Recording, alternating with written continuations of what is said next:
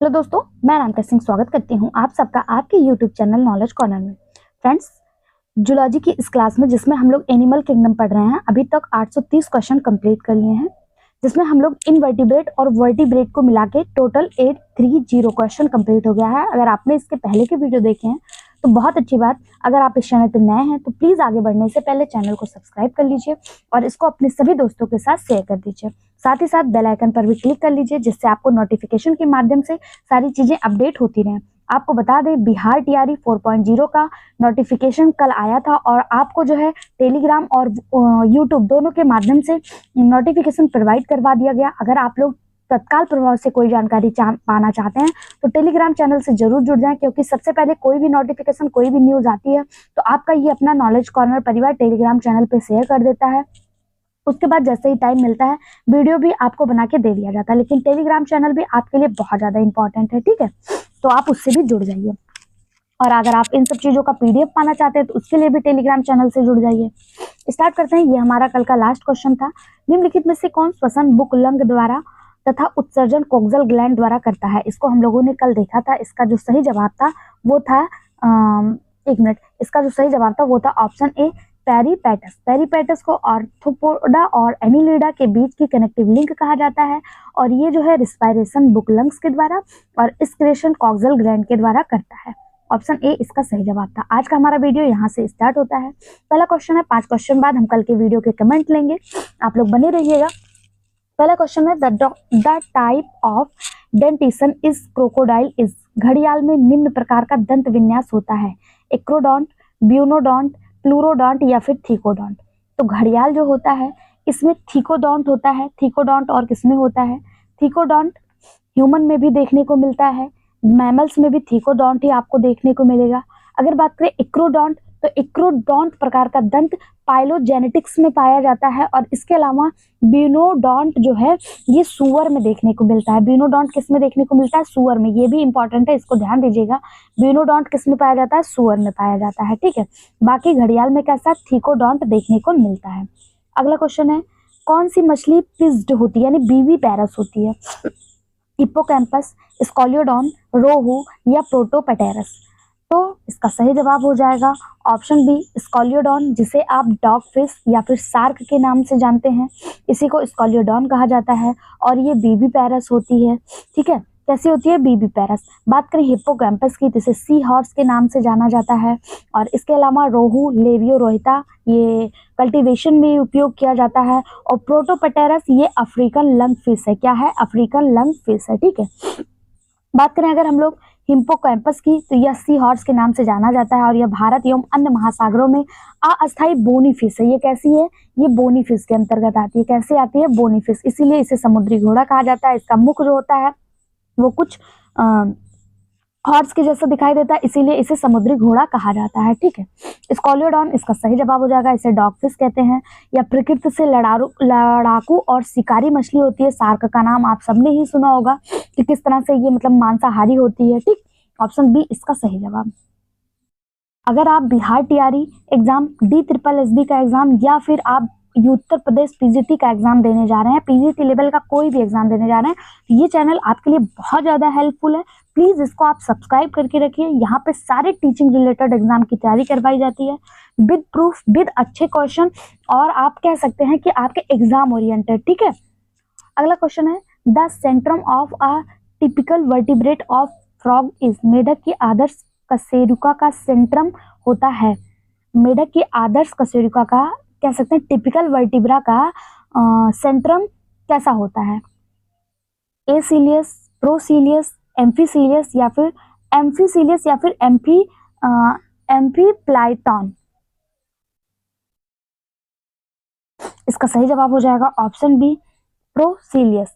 मेढक की आदर्श कोशिका का सेंट्रम अग्रगर्ती यानी कि प्रोसीलियस होता है। ऑप्शन बी इसका सही जवाब हो जाएगा।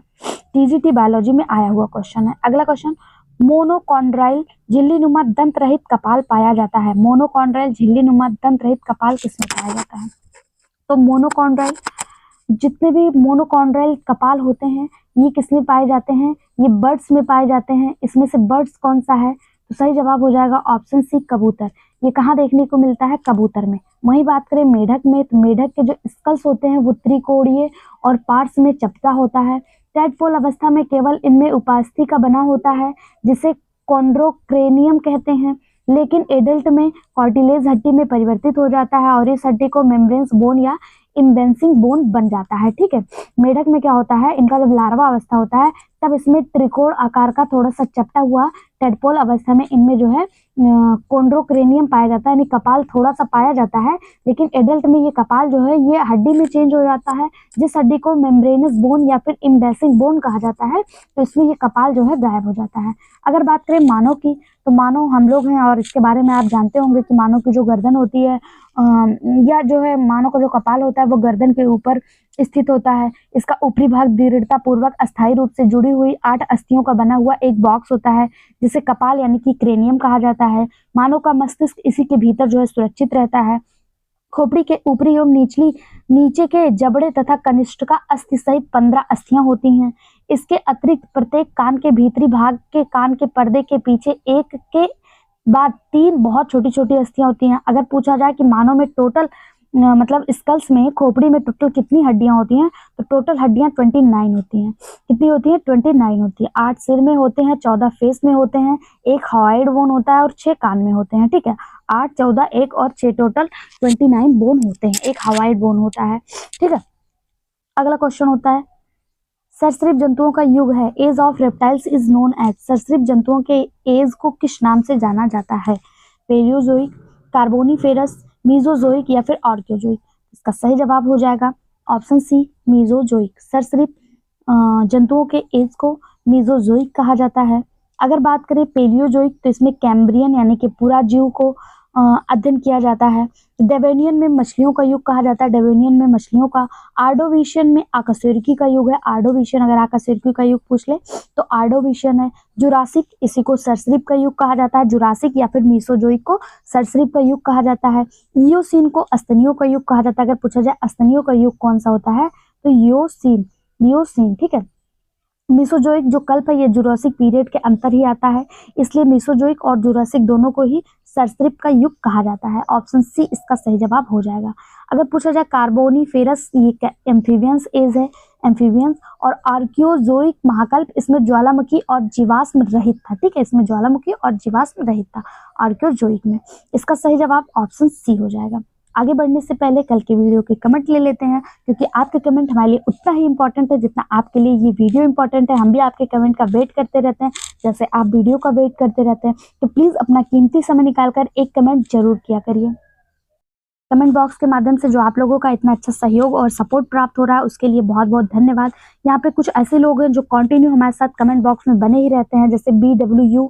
उसके अलावा बात करें नीलम यादव, ज्योति मौर्य जी, ये लोग कंटिन्यू हमारे साथ कमेंट बॉक्स में बने रहते हैं, मनु अंसारी जी। लेकिन आज एक न्यू कमेंट आया हुआ है मोहम्मद दीपक जी का। देखिए, वीडियो को लगभग 100 से 150 लोग एक दिन में ही देख लेते हैं, लेकिन आप लोगों को कमेंट करने में क्या प्रॉब्लम होती है मैं नहीं समझ पाती हूँ। आपकी जो भी प्रॉब्लम है आप शेयर करिए, आप वीडियो देखते रहिए, कमेंट करते रहिए, वीडियो देखते रहिए, कमेंट करते रहिए। क्या दिक्कत है आपको? पूछे गए क्वेश्चन का जवाब दीजिए। वीडियो आपको कैसा लगा? अपना कीमती समय निकाल के इतना तो दे सकते हैं ना। वीडियो पे आपसे कोई चार्ज, कोई पैसा तो मांगा नहीं जा रहा है। सब्सक्राइब आप लोगों की कृपा से दिन रात बढ़ ही रहे हैं। आपका ये परिवार बड़ा होता जा रहा है। आप लोग का मतलब आप लोग की ही मेहनत है, आप लोग का ही योगदान है। मैं ये नहीं कह रही हूँ मेरी मेहनत है, आप लोग का ही योगदान है, लेकिन प्लीज आप लोग कमेंट भी किया करिए। देखिए, आज एक नया कमेंट आया मोहम्मद दीपक जी का। इन्होंने लिखा है, अरे नंबर ऐड कर दो मैम, क्लास जो है क्लास ढूंढने में दिक्कत होती है, कौन सी क्लास किस टॉपिक से है। तो ये इनका जो कमेंट आया है ना, ये हमारे इसी चैनल पे होमगार्ड की भी तैयारी करवाई जाती है। इन्होंने होमगार्ड के GS वाले वीडियो पे जो है ये कमेंट किया है। अगर आप लोग PGT की तैयारी कर रहे हैं तो आपको पता है 30 से 40 नंबर में, कहीं कहीं 30 नंबर, कहीं कहीं 40 नंबर में GS GK भी आता है। तो आप लोग चाहें तो इस वीडियो से भी जुड़ सकते हैं। बाकी अगर आपके छोटे भाई बहन, आपके दोस्त, आपके रिश्तेदार कोई UP होमगार्ड की तैयारी कर रहा हो तो उन तक ये वीडियो भी पहुंचा दीजिए, ये चैनल जो है शेयर कर दीजिए। देखिए, हम शॉर्ट वीडियो के माध्यम से आजकल आपको करंट से भी अपडेट करवा रहे हैं, शॉर्ट वीडियो बनाकर। तो आप लोग उसे भी देखा करिए, और वो एफर्ट आपको कैसा लग रहा है अपना फीडबैक हमें जरूर दिया करिए। आपके फीडबैक का हम इंतजार करते हैं। ठीक है, अगर आपको पसंद आ रहा है तो हम आपके लिए कुछ अच्छा, कुछ नया और करने का प्रयास करेंगे। किस तरह से अपने आप को सुधार सकते हैं उसको देखेंगे। ठीक, तो आप लोग कोशिश क्या करिए कि हम जानते हैं आप लोग का समय बहुत कीमती है, एग्जाम पास है, एग्जाम का प्रेशर है, बहुत सारे प्रेशर होते हैं, लेकिन प्लीज प्लीज आप लोग से अनुरोध है कि एक कमेंट जरूर कर दिया करिए, ठीक है।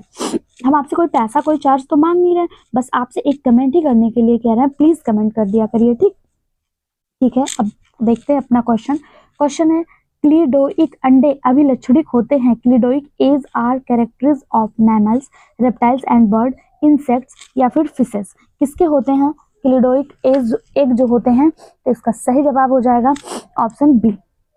ये क्वेश्चन पीजीटी बायोलॉजी में आया हुआ है कि क्लिडोइक अंडे जो हैं ये सरीसृप और पक्षियों की विशेषताएं होती हैं। क्लिडोइक का तात्पर्य बॉक्स जैसी संरचना से है, ठीक है, जैसे बॉक्स जैसी जो संरचना होती है। तो इसका सही जवाब हो जाएगा किसमें होते हैं? रेप्टाइल्स और बर्ड्स में। अगला क्वेश्चन है इंडोक्राइन ग्लैंड एब्सेंट इन इलेस्मोब्रेंकाई। इलेस्मोब्रेंकाई मछलियों में कौन सी अंतःस्रावी ग्रंथियां नहीं पाई जाती हैं? ऑप्शन दिया है thyroid, thymus and parathyroid, pituitary, islets of Langerhans. Islets of Langerhans कौन सी ग्रंथि है जो इलेस्मोब्रेंकाई फिश में नहीं पाई जाती है? तो इसका सही जवाब हो जाएगा option B thymus and parathyroid.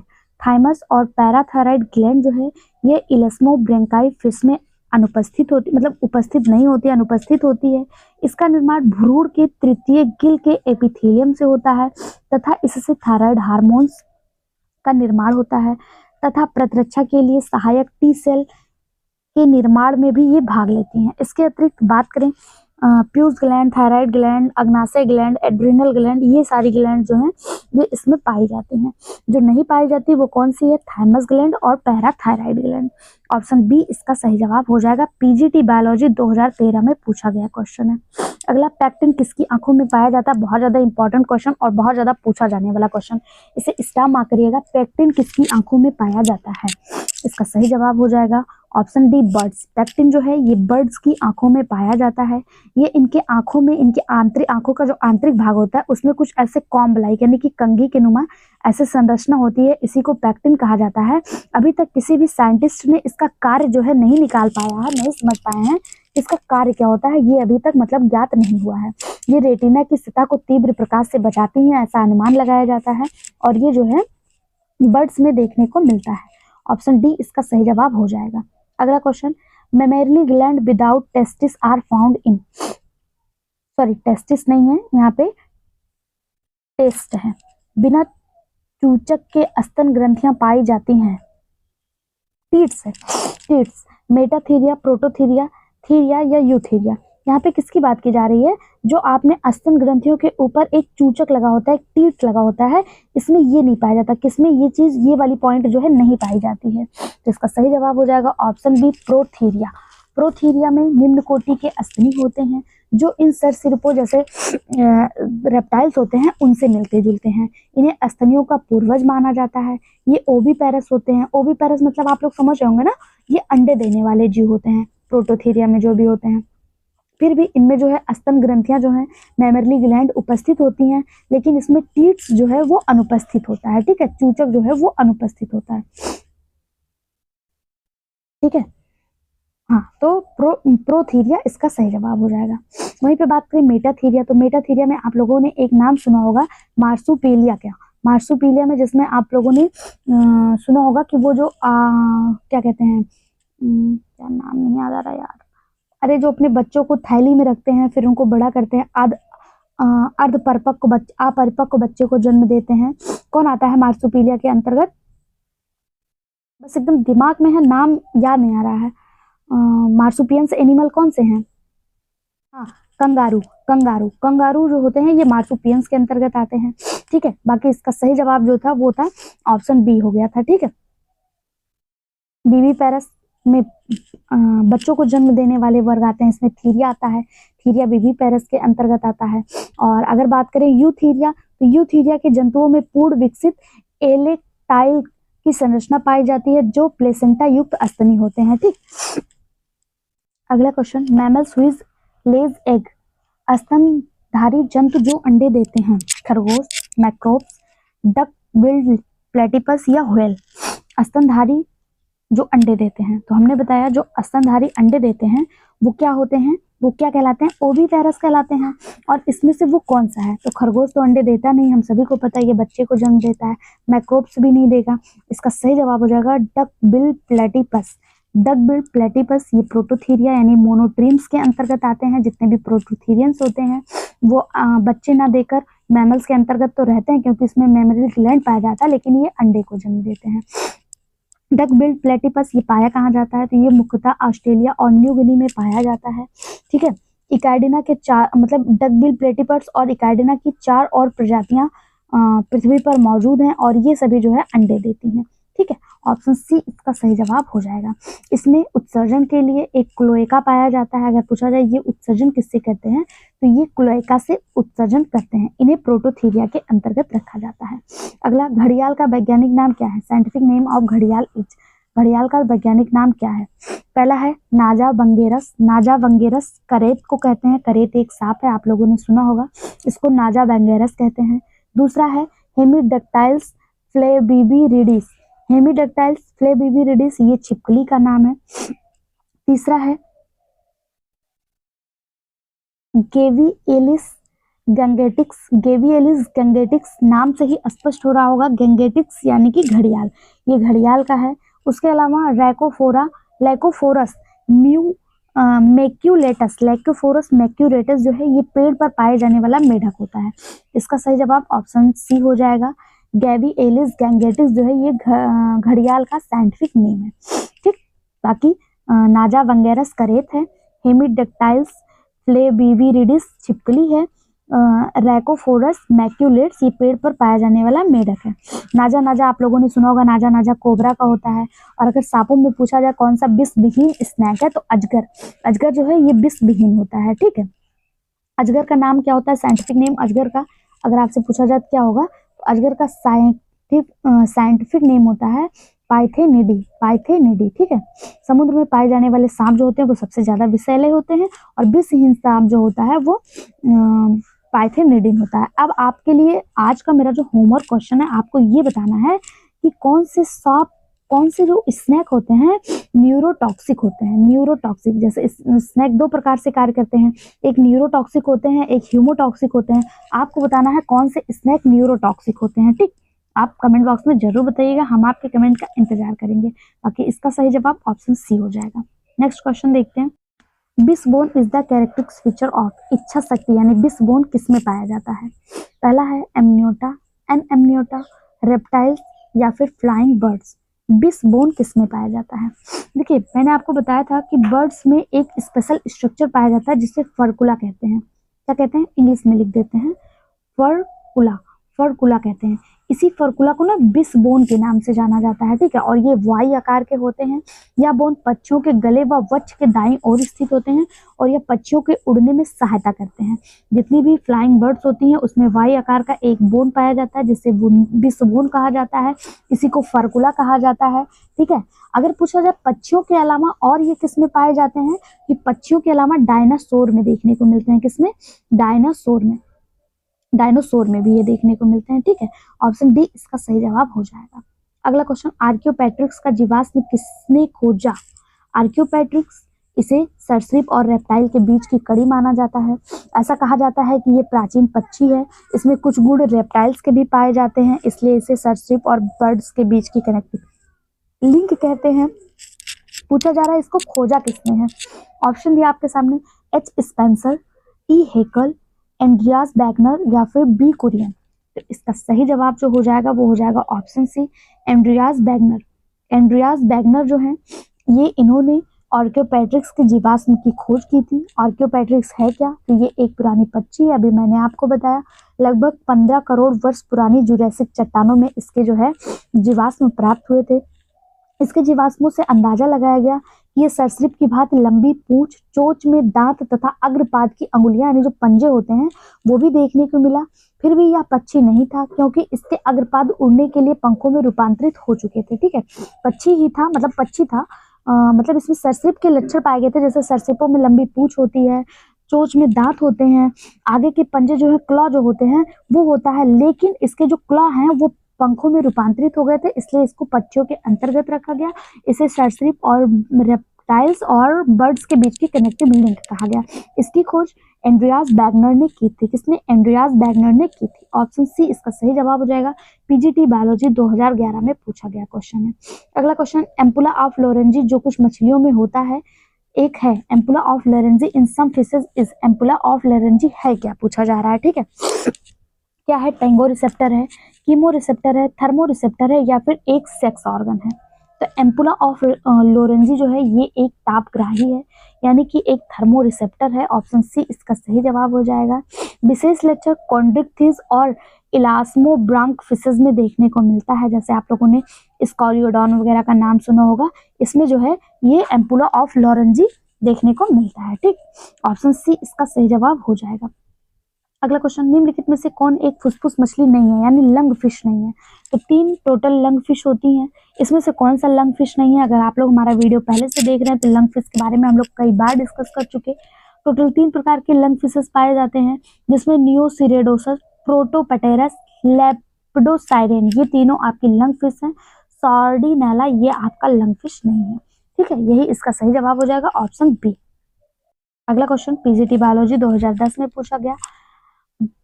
गैनॉइड sculls पाए जाते हैं लेबियो में, एंगुला में, एमिया में या फिर लेपिडोस्टियस में। इसका सही जवाब हो जाएगा ऑप्शन डी, लेपिडोस्टियस में। गोनाइड स्केल लेपिडोस्टियस में पाए जाते हैं, इसलिए इसे गोनाइड फिशेस भी कहा जाता है। ठीक है, गोनाइड स्केल्स टाइल नुमा होते हैं। टाइल जैसे आप लोगों ने घरों में टाइल लगा हुआ देखा होगा, कुछ इस तरह से टाइल के आकार के होते हैं और ये गोनाइड फिश यानी कि लेपिडोस्टियस में पाए जाते हैं। ऑप्शन डी इसका सही जवाब हो जाएगा। यहाँ पे इसका डायग्राम दिखाया गया है, ये देखिए जैसे घरों में टाइल देखने को मिलती है वैसे ये होता है। अगला क्वेश्चन, जिराफ में ग्रीवा कोशिकाओं की संख्या कितनी है? नंबर ऑफ सर्विकल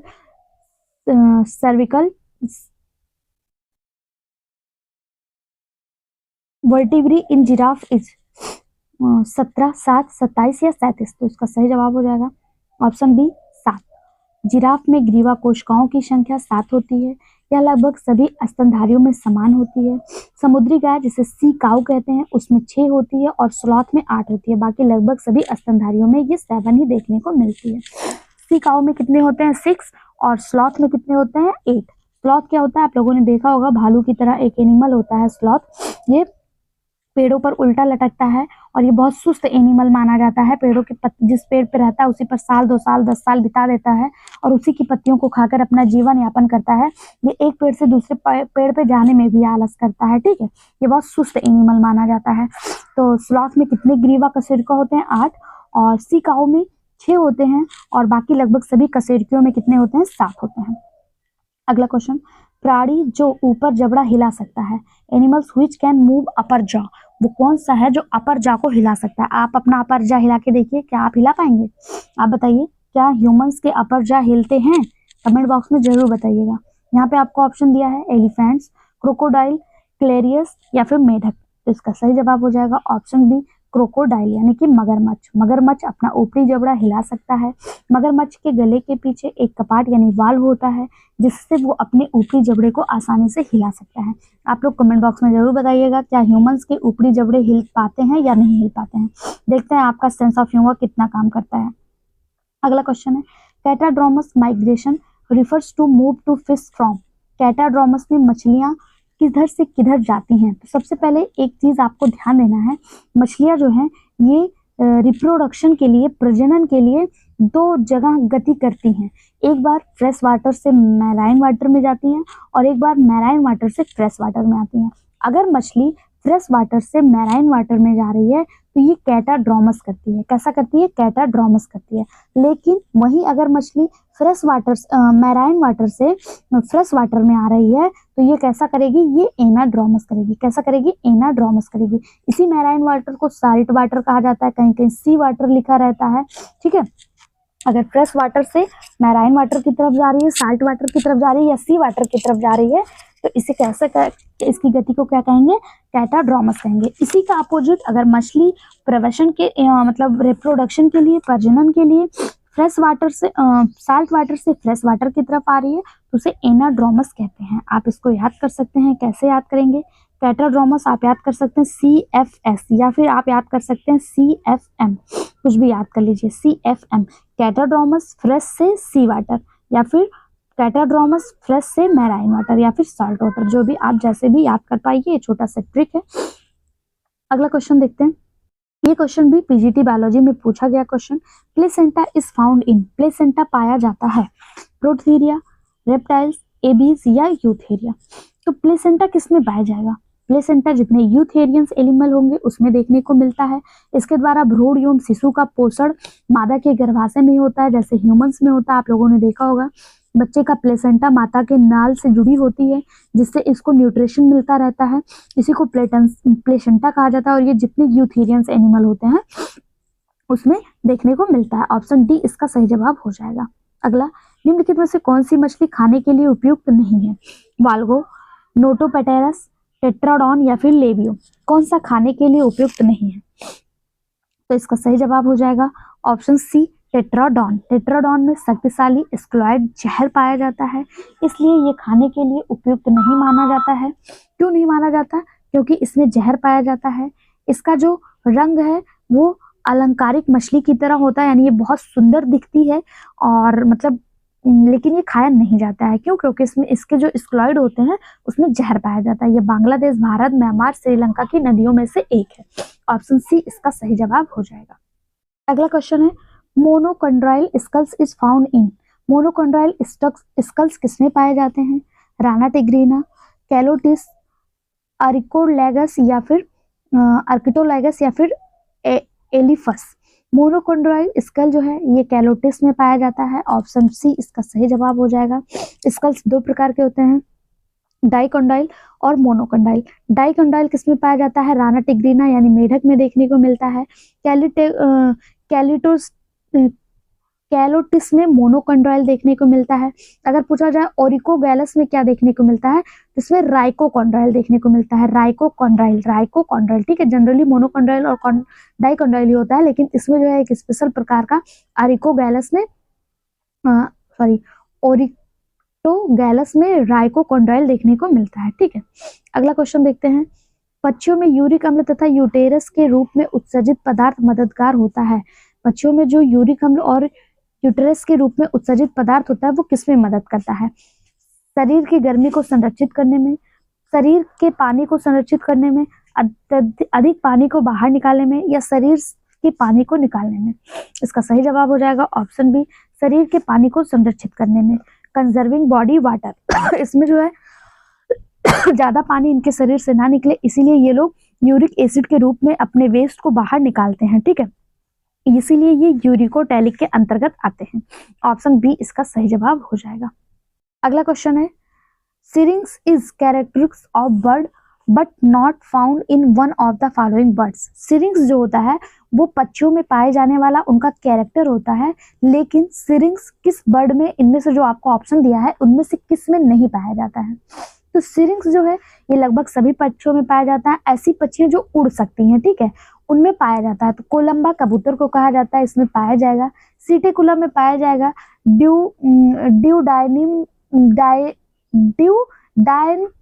ड्यूडाइनिम्स में पाया जाएगा। जबकि स्टूथो, जिसे आप शुतुरमुर्ग कहते हैं, ये ना उड़ने वाला बर्ड है, इसमें जो है सिरिंग्स नहीं पाया जाता है। जितने भी ना उड़ सकने वाली पक्षियां होती हैं उसमें सिरिंग्स नहीं पाया जाता है, और ये शुतुरमुर्ग है, आप सभी को पता है। शुतुरमुर्ग ना उड़ने वाले बर्ड में आता है। स्टूथियो में जो है सिरिंग्स नहीं पाया जाता है। यही इसका सही जवाब हो जाएगा ऑप्शन डी। अगला क्वेश्चन, निम्नलिखित लक्षणों में से एक प्रोथीरिया की सरीसृप बंधुता दर्शाता है। कौन सा प्रोथीरिया से संबंधित है? तो प्रेजेंस ऑफ क्लोएका ये प्रोथीरिया से संबंधित है। प्रोथीरिया अंडे देने वाले जंतु होते हैं, पीजीटी में आया हुआ क्वेश्चन है, ठीक है। प्रोथीरिया और सरीसृप दोनों में अवस्कर छिद्र होता है, ठीक है। अवस्कर छिद्र यानी प्रेजेंस ऑफ क्लोएका प्रेजेंट होता है। क्लोएका किसमें होता है? तो प्रोथीरिया और सरीसृप दोनों में होता है। सरीसृप में मलमूत्र तथा जनन के लिए एक छिद्र पाया जाता है जिसे क्लोएकल छिद्र कहते हैं, ठीक। अगला क्वेश्चन देखते हैं। निम्नलिखित में से कौन सा जीव अंडज स्तनधारी है, यानी कि एग लेइंग मैमल्स है? एग लेइंग मैमल्स कौन सा है? मंगूस, प्लेटिपस, व्हेल या फिर मोल? तो हम सभी को पता है एग लेइंग मैमल्स प्लेटिपस होता है। ये अंडे को जन्म देता है, ठीक है, ये ऑस्ट्रेलिया में पाया जाता है। इसके अलावा इकाइडिना डकबिल प्लेटिपस, जिसे ऑर्निथोरिंकस कहा जाता है, डकबिल प्लेटिपस को ही ऑर्निथोरिंकस कहा जाता है। इकाइडिना भी एग लेइंग मैमल्स होता है, ठीक है। इसका सही जवाब ऑप्शन बी हो जाएगा। अगला question, coelom formation is Chordata in, coelom formation in Chordata is, कोशिकाओं में देह गुहा का निर्माण होता है। साइजोसिलिक, इंटेरोसिलिक, प्रारंभ में साइजोसिलिक बाद में इंटेरोसिलिक, प्रारंभ में इंटेरोसिलिक बाद में साइजोसिलिक। जितने भी वर्टिब्रेट्स होते हैं उनके सिलोम का फॉर्मेशन कैसे होता है? तो जितने भी वर्टिब्रेट्स होते हैं उनका सिलोम पहले तो इंटेरोसिलिक रहता है, बाद में साइजोसिलोमिक हो जाता है। पहला कैसा होता है? इंटेरोसिलोमिक, और बाद में कैसा हो जाता है? साइजोसिलोमिक हो जाता है। ऑप्शन डी इसका सही जवाब हो जाएगा। प्रोटोकॉर्डेट्स में आप लोगों ने देखा होगा एंटेरोसिलोमिक होता है, और जैसे उच्च कॉर्डेट्स में आप जाते हैं सीलोसिलोमेट हो जाता है। तो पहले कैसा रहता है? एंटेरोसिलोमेट, बाद में सीजोसिलोमेट हो जाता है। अगला question, floating ribs are present in, floating ribs किसमें पाया जाता है? फिशेस, मैमल्स, बर्ड या एम्फीबियंस। फ्लोटिंग रिब्स जब आप अपने रिब्स को देखेंगे, जब आपके आगे की तरफ जो ये स्टर्नम से रिब्स लगी होती है, इससे 12 पेयर रिब्स लगी होती है, ये इसे वक्ष कहा जाता है, शायद वक्ष। यहाँ पे जो है 10 जोड़ी जो रिंग है, ये टोटल होते हैं 12 पेयर होते। अरे यार ये क्या हो गया? ऐसे आपकी एक स्टर्नम होती है जो आपके सीने पे रिब्स पाया जाता है, सीने के ऊपर इसे वक्ष रिब्स कहा जाता है, वक्ष कहा जाता है, वक्ष स्थल पे। ऐसे ये 12 जोड़ी रिब्स जो है यहाँ पे लगी होती है। 10 जोड़ी जो होती है ये स्टर्नम से लगी होती है, 10 जोड़ी स्टर्नम से लगी होती है, लेकिन 11वीं और 12वीं ऐसे फ्लोट करती रहती है। 1 मिनट रुक जाइए, गलत बन गया। 11वीं और 12वीं ऐसे फ्लोट करती रहती, ऐसे फ्लोट करती रहती है, ये स्टर्नम से सटी नहीं होती है। इसी को फ्लोटिंग रिब्स कहा जाता है, ठीक है। और ये किसमें पाए जाते हैं? ये मैमल्स में देखने को मिलते हैं, ठीक। ये आगे से जो है स्वतंत्र होते हैं, यानी कि ये जो स्टर्नम वाला भाग है, जैसे सारे रिब्स आपने देखा होगा ऐसे ऐसे जुड़े होते हैं, ऐसे जुड़े होते हैं, लेकिन ये वाली रिंग्स होती है ये ऐसे स्वतंत्र रहती है, ये इससे जुड़ी नहीं होती है, ठीक है। और टोटल रिब्स कितने होते हैं? 12 होते हैं। 11वीं और 12वीं जो है वो स्वतंत्र होती है, ठीक। अगला क्वेश्चन देखते हैं। चाहे तो अभी अपने सीने के पास हाथ रखकर अपने नीचे सीने जहाँ रिब्स खत्म हो रहा है वहां पे स्टर्नम के साइड ऐसे हाथ रख के अगर चेक करेंगे तो आप देखेंगे वहां 2 रिब्स जो है आपको फ्लोट करती हुई नजर आएंगी, ठीक है। अगला क्वेश्चन है, उत्तर प्रदेश के निम्नलिखित खाद्य मत्स्य प्रजाति में स्कल नहीं पाया जाता है। किसमें जो है स्कल नहीं पाया जाता है? पहला है हाइपोथैलेमिक्स मोलिट्रिक्स, लेबियोरोहिता, चन्ना पैंक्टेटस या फिर ऑल्गो अट्टू। इसका सही जवाब हो जाएगा ऑप्शन डी, ऑल्गो अट्टू। ऑल्गो अट्टू ये उत्तर प्रदेश में खाई जाने वाली सामान्य मछली है जो स्कल विहीन होते हैं, यानी इसमें स्कल्स नहीं पाए जाते हैं। लेबियोरोहिता जिसे रोहू कहा जाता है, ये इसमें पाए जाते हैं। टेंड्रॉन मछली ये बिसैली होती है, ये खाई नहीं जाती है। टेंड्रॉन दिया, अच्छा इसमें दिया ही नहीं है। दे आपसे टेट्राडॉन फिश के बारे में। टेट्राडॉन फिश कहाँ पे खाई जाती है? तो आपको बता दें टेट्राडॉन फिश जो होती है, टेट्राडॉन, ये अखाद्य मछली होती है, खाई नहीं जाती क्योंकि ये बिसैली होती है। अगला क्वेश्चन, हैंसन नोड इनमें से किस जीव प्रजाति में गैस्ट्रुलेशन के दौरान बनता है? हैंसन नोड किसमें बनता है? तो हैंसन नोड जो है ये बर्ड्स में देखने को मिलता है। बच्चों में गैस्ट्रुलेशन क्रिया के समय हैंसन नोड्स पाया जाता है। बच्चों में गैस्ट्रुलेशन प्रक्रिया के दौरान हैंसन के नोड जो है वो बनते हैं, ठीक है। इसका जो खोज है वो विक्टर हैंसन नामक साइंटिस्ट ने किया था। किसने? Victor Hansen. और इसी के नाम पे इसका नाम जो है हैंसन नोड रख दिया गया। इसकी लक्षण क्या, मतलब इसकी विशेषता क्या है? ये विशेष प्रकार के घने धब्बे या फूले हुए स्थान होते हैं जो कि इसमें प्राथमिक यानी प्रिमिटिव ग्रुप के अग्र सिरे पर प्राथमिक गर्त यानी प्रिमिटिव पिट्स के सामने बनते हैं। इसका निर्माण पूर्व नोटोकॉर्ड तथा तंत्रिकीय नलिका की कोशिकाओं द्वारा होता है। ऑप्शन सी इसका सही जवाब हो जाएगा। अगला क्वेश्चन, स्तनधारी जीवों में फोरामेन मैग्नम घिरा होता है। फोरामेन मैग्नम किससे घिरा होता है? मैमल्स में।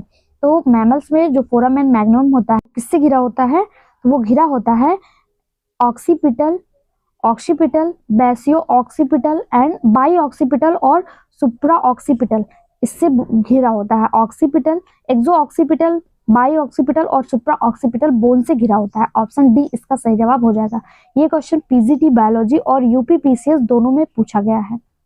अगला क्वेश्चन है, in mammals coronoids process is a part of the. स्तनधारियों में क्रोनॉइड्स उपांग हिस्सा है। स्तनधारियों में क्रोनॉइड्स उपांग किसका हिस्सा है? Axis vertebra, atlas vertebra, pelvic girdle या फिर लोअर जॉ। सही जवाब हो जाएगा इसका option D lower jaw. Coronoids process निचले जबड़े में पाया जाता है। क्रोनॉइड है क्या, तो ये ग्रीक भाषा से मिलकर बना हुआ है। इसका मतलब होता है लाइक अ क्रोन, यानी कि क्राउन, लाइक अ क्राउन यानी कि मुकुट की तरह। ठीक है, इसका सही जवाब हो जाएगा ये लोअर जॉ में पाया जाता है। ऑप्शन डी इसका सही जवाब हो जाएगा। अगला, आज पता है आप लोगों को थोड़ी सी असुविधा हो रही होगी, थोड़ा सा कहीं कहीं पता नहीं क्यों ऐसा हो रहा है कि थोड़ा सा गलत वर्ड मुंह से निकल रहा है, स्लिप, टंग स्लिप हो रही है। उसके लिए आज के लिए आपसे क्षमा प्रार्थी हूँ। आज क्या पता मतलब क्यों ऐसा हो रहा है, मैं खुद नहीं समझ पा रही हूँ, लेकिन थोड़ा सा हो रहा है, इस चीज को मैं भी नोटिस कर रही हूँ। हो सके तो आज के वीडियो में ये चीजें अवॉइड करिएगा, कल से आपको फिर प्रॉपर वीडियो जैसे मिलता था वैसे मिलने लगेगा। ठीक है, अगला क्वेश्चन है, पेरीपेटस आर्थ्रोपोडा प्रजातियों के जीवों से किस प्रकार समानता रखता है? पेरीपेटस आर्थ्रोपोडा से किस प्रकार समानता रखता है? कहा जाता है ना पेरीपेटस को आर्थ्रोपोडा और एनीलिडा के बीच की कनेक्टिव लिंक कहा गया है। तो पेरीपेटस जो है ये आर्थ्रोपोडा से क्यों संबंध रखता है, मतलब इसमें आर्थ्रोपोडा के कौन से गुण पाए जाते हैं? तो जैसे आप लोगों ने आर्थ्रोपोडा में डॉर्सल और स्टेटल हृदय देखा है वो पाया जाता है। श्वसन ट्रेकिया आर्थ्रोपोडा का इसमें पाया जाता है। हिमोसील देहगुआ पाया जाता है, एनिटीना होता है, ये सब आर्थ्रोपोडा के गुण होते हैं। इसीलिए ये जो है आर्थ्रोपोडा और एनीलिडा के बीच की कनेक्टिव लिंक कहा माना जाता है। यहाँ पे इसका सही जवाब हो जाएगा डॉर्सल ऑस्ट्रेटेड हार्ट। ठीक है, ऑप्शन डी इसका सही जवाब हो जाएगा। अगला क्वेश्चन, अपूर्ण 4 कोशिकीय हृदय वाले असमतापी प्राणी किस समूह में आते हैं? अपूर्ण 4 कोशिकीय हृदय, अपूर्ण 4 कोशिकीय हृदय से क्या कहना है, मतलब ना उसमें 3 चैम्बर हार्ट पाया जा रहा है ना उसमें 4 चैम्बर हार्ट पाया जा रहा है। इनके बीच में मतलब 3.5 चैम्बर किसमें देखने को मिलता है? तो जितने भी रेप्टाइल्स होते हैं उसमें 3.5 चैम्बर देखने को मिलता है, एक्सेप्ट क्रोकोडाइल, मगरमच्छ को छोड़ के, क्योंकि मगरमच्छ में आपको कितने चैम्बर हार्ट देखने को मिलेगा? मगरमच्छ में आपको 4 चैम्बर हार्ट देखने को मिलता है। इसके अलावा जितने भी असमतापी यानी कि कोल्ड ब्लडेड रेप्टाइल्स होते हैं उसमें 3.5 चैम्बर हार्ट देखने को मिलता है। एम्फीबियंस में 3 चैम्बर, एबीज में 4 चैम्बर, मैमल्स में 4 चैम्बर और रेप्टाइल्स में 3.5 चैम्बर देखने को मिलता है। वहीं अगर आपसे पूछ ले फिश में कितने चैम्बर हार्ट होते हैं, तो फिश में 2 चैम्बर हार्ट देखने को मिलते हैं, एक ऑरिकल एक वेंट्रिकल। ठीक है, कितने चैम्बर? 2 चैम्बर। अगला क्वेश्चन, पीपा क्या है? पीपा सैलामेंडर है, टोड है, फ्रॉग है या फिर स्नैक है? तो इसका सही जवाब हो जाएगा ऑप्शन सी फ्रॉग। पीपा क्या है? पीपा एक फ्रॉग है।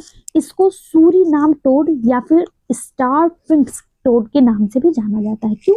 क्योंकि यह सूरीनाम में पाया जाता है, इसे सूरीनाम टोड या फिर स्टार फिंगर्स के नाम से जाना जाता है। ठीक है, जो मेढक के पैपडी कुल का सदस्य है या मुख्यतः Bolivia, Brazil, Colombia, Guyana, Suriname, Peru आदि जगहों पे देखने को मिलता है।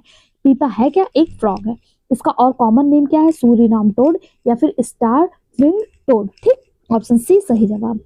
अगर आप DSSB की तैयारी कर रहे हैं तो आप यहाँ देख सकते हैं DSSB बायोलॉजी में आया हुआ क्वेश्चन। DSSB PGT का जो एग्जाम डेट है वो आ गया है, कितना तारीख है? शायद 13 और 14 अप्रैल है। DSSB PGT बायोलॉजी का एग्जाम डेट 13 और 14 अप्रैल है। आप लोगों में से जो लोग फॉर्म फिल किए हैं वो लोग वेबसाइट पर जाके नोटिफिकेशन चेक कर लीजिए।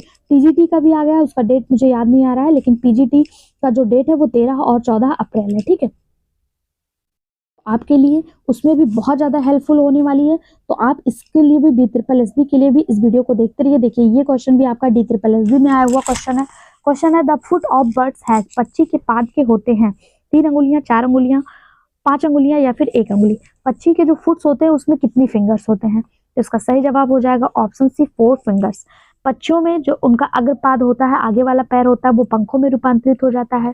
ठीक है, लेकिन जो इनका दूसरा पैर होता है उसमें 4 फिंगर्स पाए जाते हैं, यानी 2 जोड़ी। अगर पेयर्स में पूछ लिया जाए तो 2 पेयर्स। ठीक है, कितने? 2 पेयर्स। ये क्या किस काम में आते हैं? तो ये इनको पेड़ों पर बैठने के लिए, जल में तैरने के लिए इनके काम में आते हैं। ठीक है, ऑप्शन सी इसका सही जवाब हो जाएगा। अगला क्वेश्चन, इनमें से कौन सा प्राणी कभी भी पानी नहीं पीता है? ये भी देखिए DSSB में आया हुआ क्वेश्चन है। तो फ्रेंड्स मैं आपसे कह रही हूँ, चाहे DSSB हो, झारखंड हो, बिहार हो, उत्तर प्रदेश हो, GIC हो, LT ग्रेड हो, सारे क्वेश्चन यहाँ पे इंक्लूड किए गए हैं। इनमें से आप किसी भी एग्जाम की तैयारी कर रहे हो तो इस वीडियो को जरूर देखिए। अगर आपका सब्जेक्ट बायोलॉजी है, बायोलॉजी मतलब जूलॉजी और बॉटनी दोनों से है, क्योंकि हमारे इसी चैनल पे बॉटनी के भी बहुत अच्छे क्वेश्चन करवाए जा रहे हैं, आप उसको भी जरूर देखिए। ठीक है, क्वेश्चन है इनमें से कौन सा प्राणी कभी भी पानी नहीं पीता है? तो हम सभी को पता है कंगारू रैट, ये कभी भी पानी नहीं पीता। ऑप्शन सी इसका सही जवाब हो जाएगा। ये पाया कहाँ जाता है? तो ये अमेरिका में पाया जाता है। ये कंगारू की तरह दिखता है और लगभग 3 मीटर तक छलांग लगा सकता है। ये मरुस्थलीय स्थानों पर पाया जाता है और ये जीवन भर बिना पानी पिए रह सकता है। जैसे हमारे यहाँ कहा जाता है घुन, घुन आप लोगों ने नाम सुना होगा, घुन जो चावल वगैरह में लगता है, वो पानी नहीं पीता। उसी तरह कंगारू रैट जो है वो भी पानी नहीं पीता है। अगला question, bone marrow is absent in, bone marrow किसमें एब्सेंट होता है? Bone marrow reptiles, fish, amphibian या बर्ड, किसमें एब्सेंट होता है? तो इसका सही जवाब हो जाएगा ऑप्शन डी, पीजीटी, बायोलॉजी और DSSB दोनों में आया हुआ क्वेश्चन है। ठीक है, बोन मैरो किसमें एब्सेंट होता है? तो ये बर्ड्स में एब्सेंट होता है। किसमें? बर्ड्स में एब्सेंट होता है। किसमें होता है? बर्ड्स में। ठीक है, ऑप्शन डी इसका सही जवाब हो जाएगा। उसके अलावा रेप्टाइल्स, फिश और एम्फीबियंस में बोन मैरो पाया जाता है। मैमल्स में भी बोन मैरो पाया जाता है। मैमल्स में आप लोगों ने देखा होगा ना, बोन मैरो नाम सुना होगा, किसी को बोन मैरो ट्रांसप्लांट होता है, सुना होगा ना। प्राय पक्षियों में ये अनुपस्थित होता है क्योंकि पक्षियों की अस्थियां वायवीय अनुकूलन हेतु खोखली रहती हैं। अगर खोखली नहीं रहेंगी तो उनका वेट ज्यादा हो जाएगा और वो उड़ नहीं पाएंगे, इसलिए पक्षियों में जनरली बोन मैरो जो है वो अनुपस्थित होता है। बाकी अगर बात करें बोन मैरो की तो ये 2 प्रकार की होती हैं।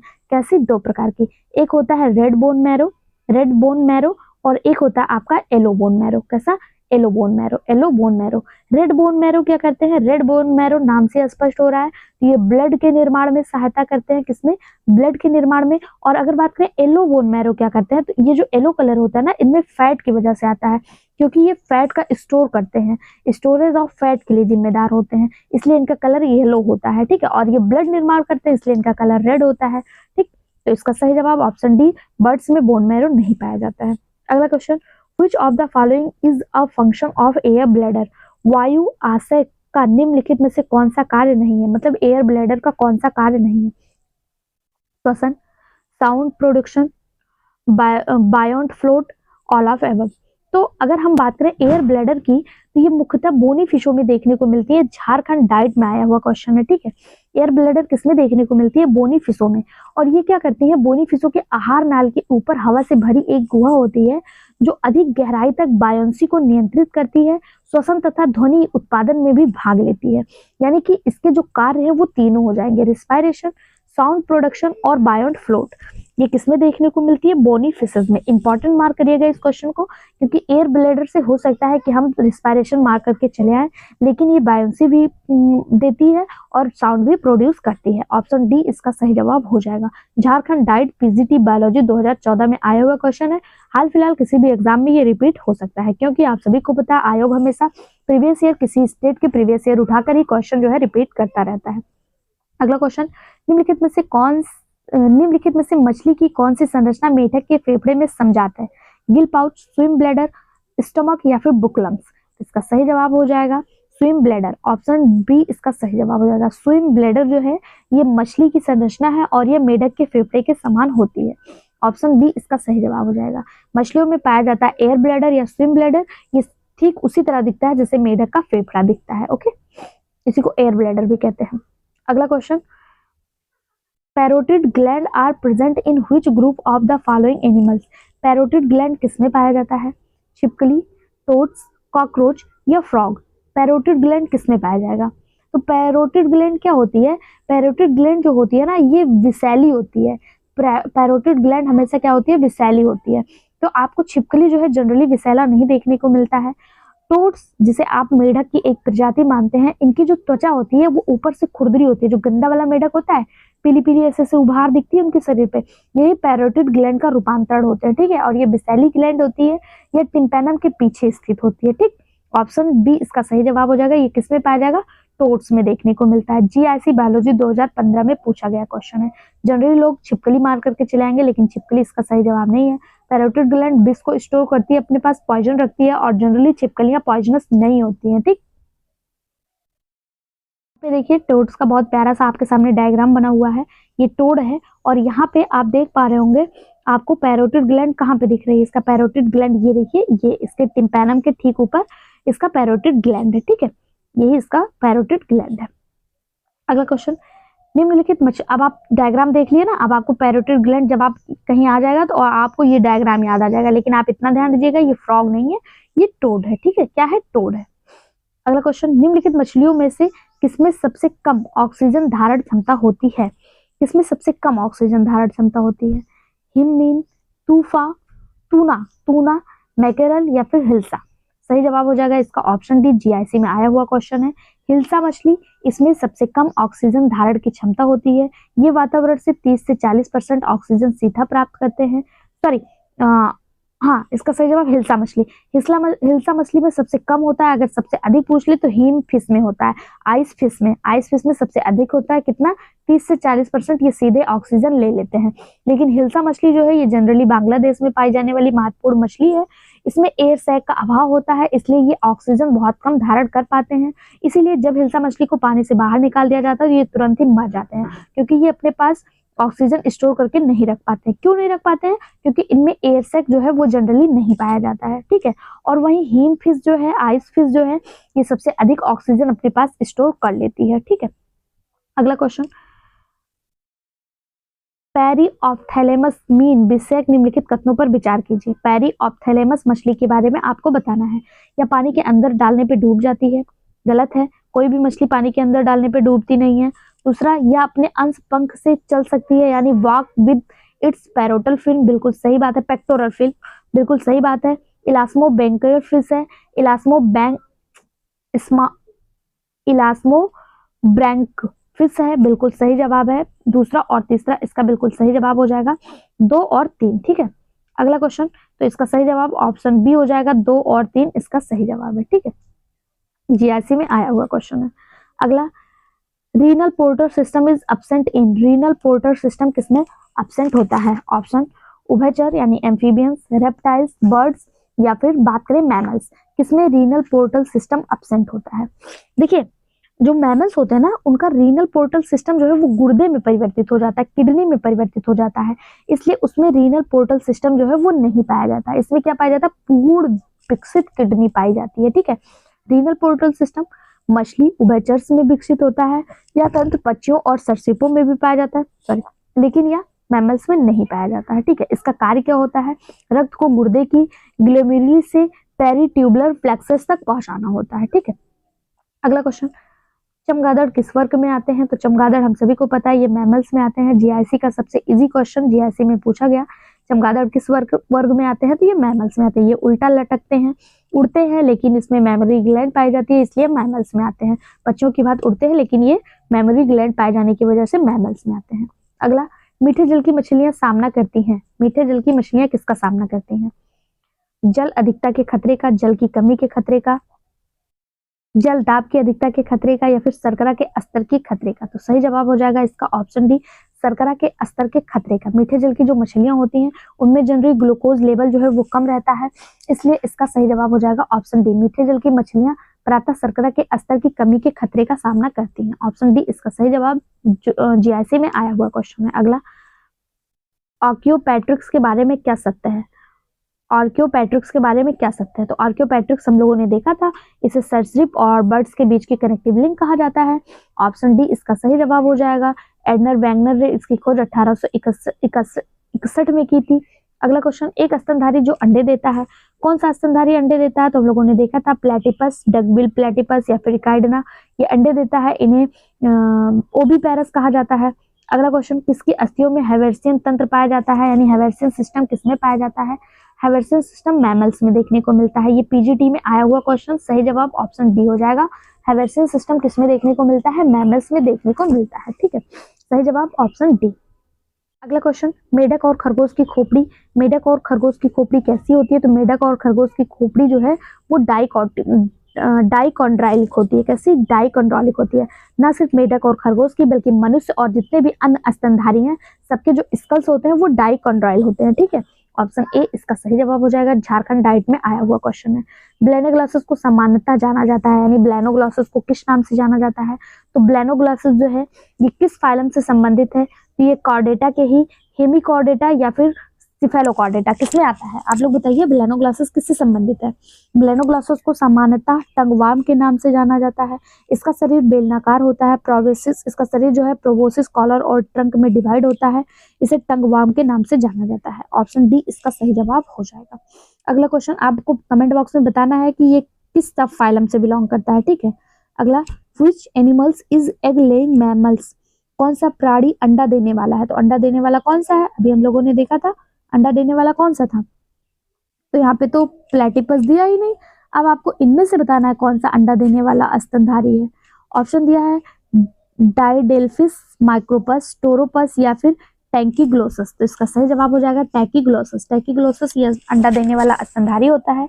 ये ऑस्ट्रेलिया व तस्मानिया में देखने को मिलता है। ठीक है, इसका सही जवाब ऑप्शन डी हो जाएगा। अगला क्वेश्चन, कुछ पक्षियों की पूंछ पर तेल उत्पादक ग्रंथियां क्या कहलाती हैं?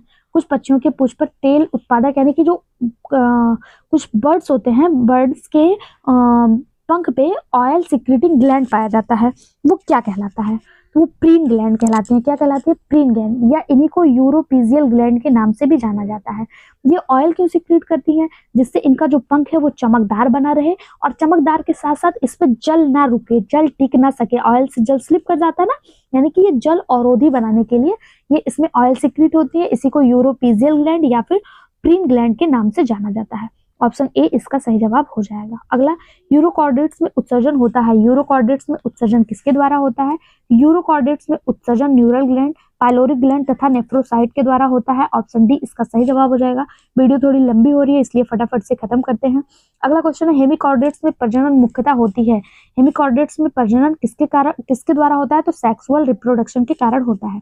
अभी मैंने आपसे पूछा था ब्लेनोग्लासिस किसका एग्जाम्पल है, तो इसी का एग्जाम्पल है हेमिकॉर्डेट्स का। ठीक है, ब्लेनोग्लासिस इसी के अंतर्गत आता है, हेमिकॉर्डेट्स के अंतर्गत।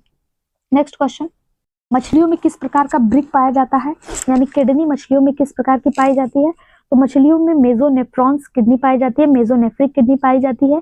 टेडपोल लार्वा में प्रोनेफ्रिक किडनी पाई जाती है, प्रोनेफ्रिक। और सरीसृप और पक्षी में और इसके साथ साथ स्तनधारी में मेटानेफ्रिक किडनी पाई जाती है। ठीक है, इसका सही जवाब ऑप्शन बी हो जाएगा। अगला, अधोगामी रूपांतरण विशिष्ट लक्षण है। Retrogressive Metamorphosis character of.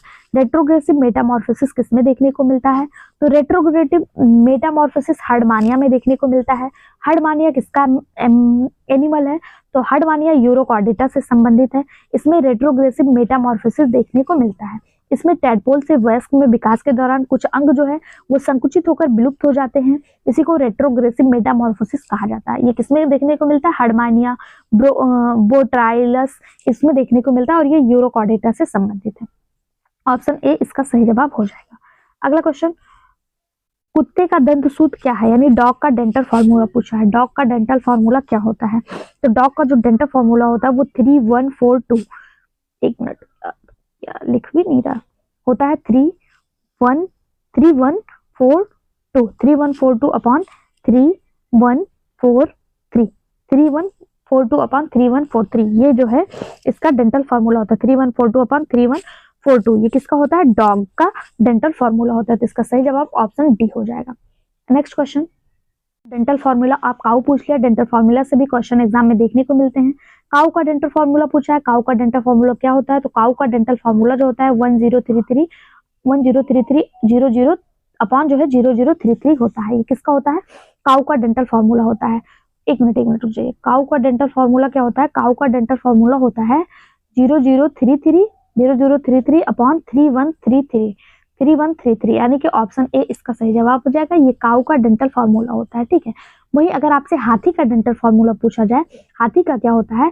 तो हाथी का डेंटल फॉर्मूला होता है 1003 और 0003, ये हाथी का होता है। ठीक है, ये हाथी का होता है। बाकी इसका जो सही जवाब हो जाएगा वो ऑप्शन ए हो जाएगा। अगला क्वेश्चन ही आपको वही दे दिया, हाथी का डेंटल फॉर्मूला क्या होता है? तो हाथी का डेंटल फॉर्मूला 1033 अपॉन 0033, ये हाथी का डेंटल फॉर्मूला होता है। ये हाथी का हो गया। काऊ का क्या था? अच्छा, काऊ का था 0033 अपॉन 3133, ये काऊ का था। सॉरी, मुझसे भारी मिस्टेक हो गई। काऊ का जो था वो था 0033 अपॉन 3133, ये काऊ का था। और हाथी का क्या है? 1033 अपॉन 0033। रैबिट का क्या था? 3142 अपॉन 3143, ये रैबिट का था। ठीक, यहाँ तक हो गया। नेक्स्ट क्वेश्चन हमारा है, पुरुष हाथी के दंत होते हैं, पुरुष हाथी के दांत होते हैं मोलर, लोअर इंसिजर, पुरुष अच्छा टस्क पूछा है। अच्छा यहाँ पे थोड़ा सा हिंदी रूपांतरण बहुत गलत ही कर दिया है। टस्क यानी एलिफेंट का जो आगे वाला दांत होता है, जो बड़ा बड़ा दो दांत होता है, ये किसका रूपांतरण होता है, कौन से दांत का रूपांतरण होता है। इस क्वेश्चन को आप स्टार मार्क कर लीजिएगा, ये क्वेश्चन कई एग्जाम में देखने को मिला है। तो जो हाथी का अपर इंसीजर होता है ना, ऊपरी कृंतक होता है, हाथी के टस्क जो होते हैं इसी का रूपांतरण होते हैं। हाथी का डेंटल फार्मूला क्या होता है, 1033/0033। ये एलिफेंट का डेंटल फार्मूला होता है और इसके जो टस्क होते हैं ये अपर इंसिजर के रूपांतरण होते हैं। ठीक है, अगला अच्छा अब यहाँ पे हमारा हर्डमानिया टॉपिक स्टार्ट हो रहा है। हर्डमानिया यूरोकॉर्डेटा से संबंधित है।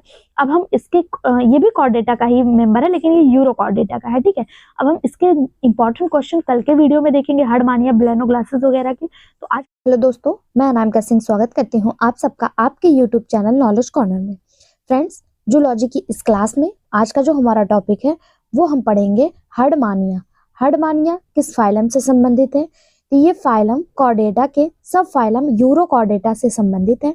आज हम इसके जितने भी important question TGT, PGT, UP PCS, Bihar PGT या फिर आप कहें DSSB या फिर जीआईसी, इन सब एग्जाम में जितने भी क्वेश्चन यहाँ से पूछे गए होंगे उन सबको कवर करेंगे। बस आप लास्ट तक बने रहिएगा। अगर चैनल पे नए हैं तो आगे बढ़ने से पहले चैनल को सब्सक्राइब कर लीजिए। 5 क्वेश्चन बाद कल के वीडियो के कमेंट लेंगे, तब तक पेशेंस बनाए रखिए। पहला क्वेश्चन है, at regular intervals the heart beat is reserve in. हृदय स्पंदन नियमित अंतराल से निम्नलिखित में से किसके उत्क्रमित हो जाता है, किसमें उत्क्रमित हो जाता है। हर्डमेनिया, एम्फिऑक्सिस, स्कॉलियोडॉन या फिर यूरोमैस्ट्रिक्स। सही जवाब हो जाएगा इसका। टॉपिक हम लोग हर्डमानिया पढ़ रहे हैं तो इसका जवाब भी सही हर्डमानिया हो जाएगा। हृदय स्पंदन नियमित अंतराल से हर्डमानिया में उत्क्रमित हो जाता है, यानी क्या कहते हैं, रुकता रहता है, रिजर्व हो जाता है। ठीक है, इनके हृदय में कोई गति नहीं होती है और रक्त का प्रवाह जो है वो क्रमानुकंचन तरंगों द्वारा, जो ऐसे ऐसे सिस्टोलिक मूवमेंट होता है इसके द्वारा इनका ब्लड जो है वो फ्लो होता रहता है।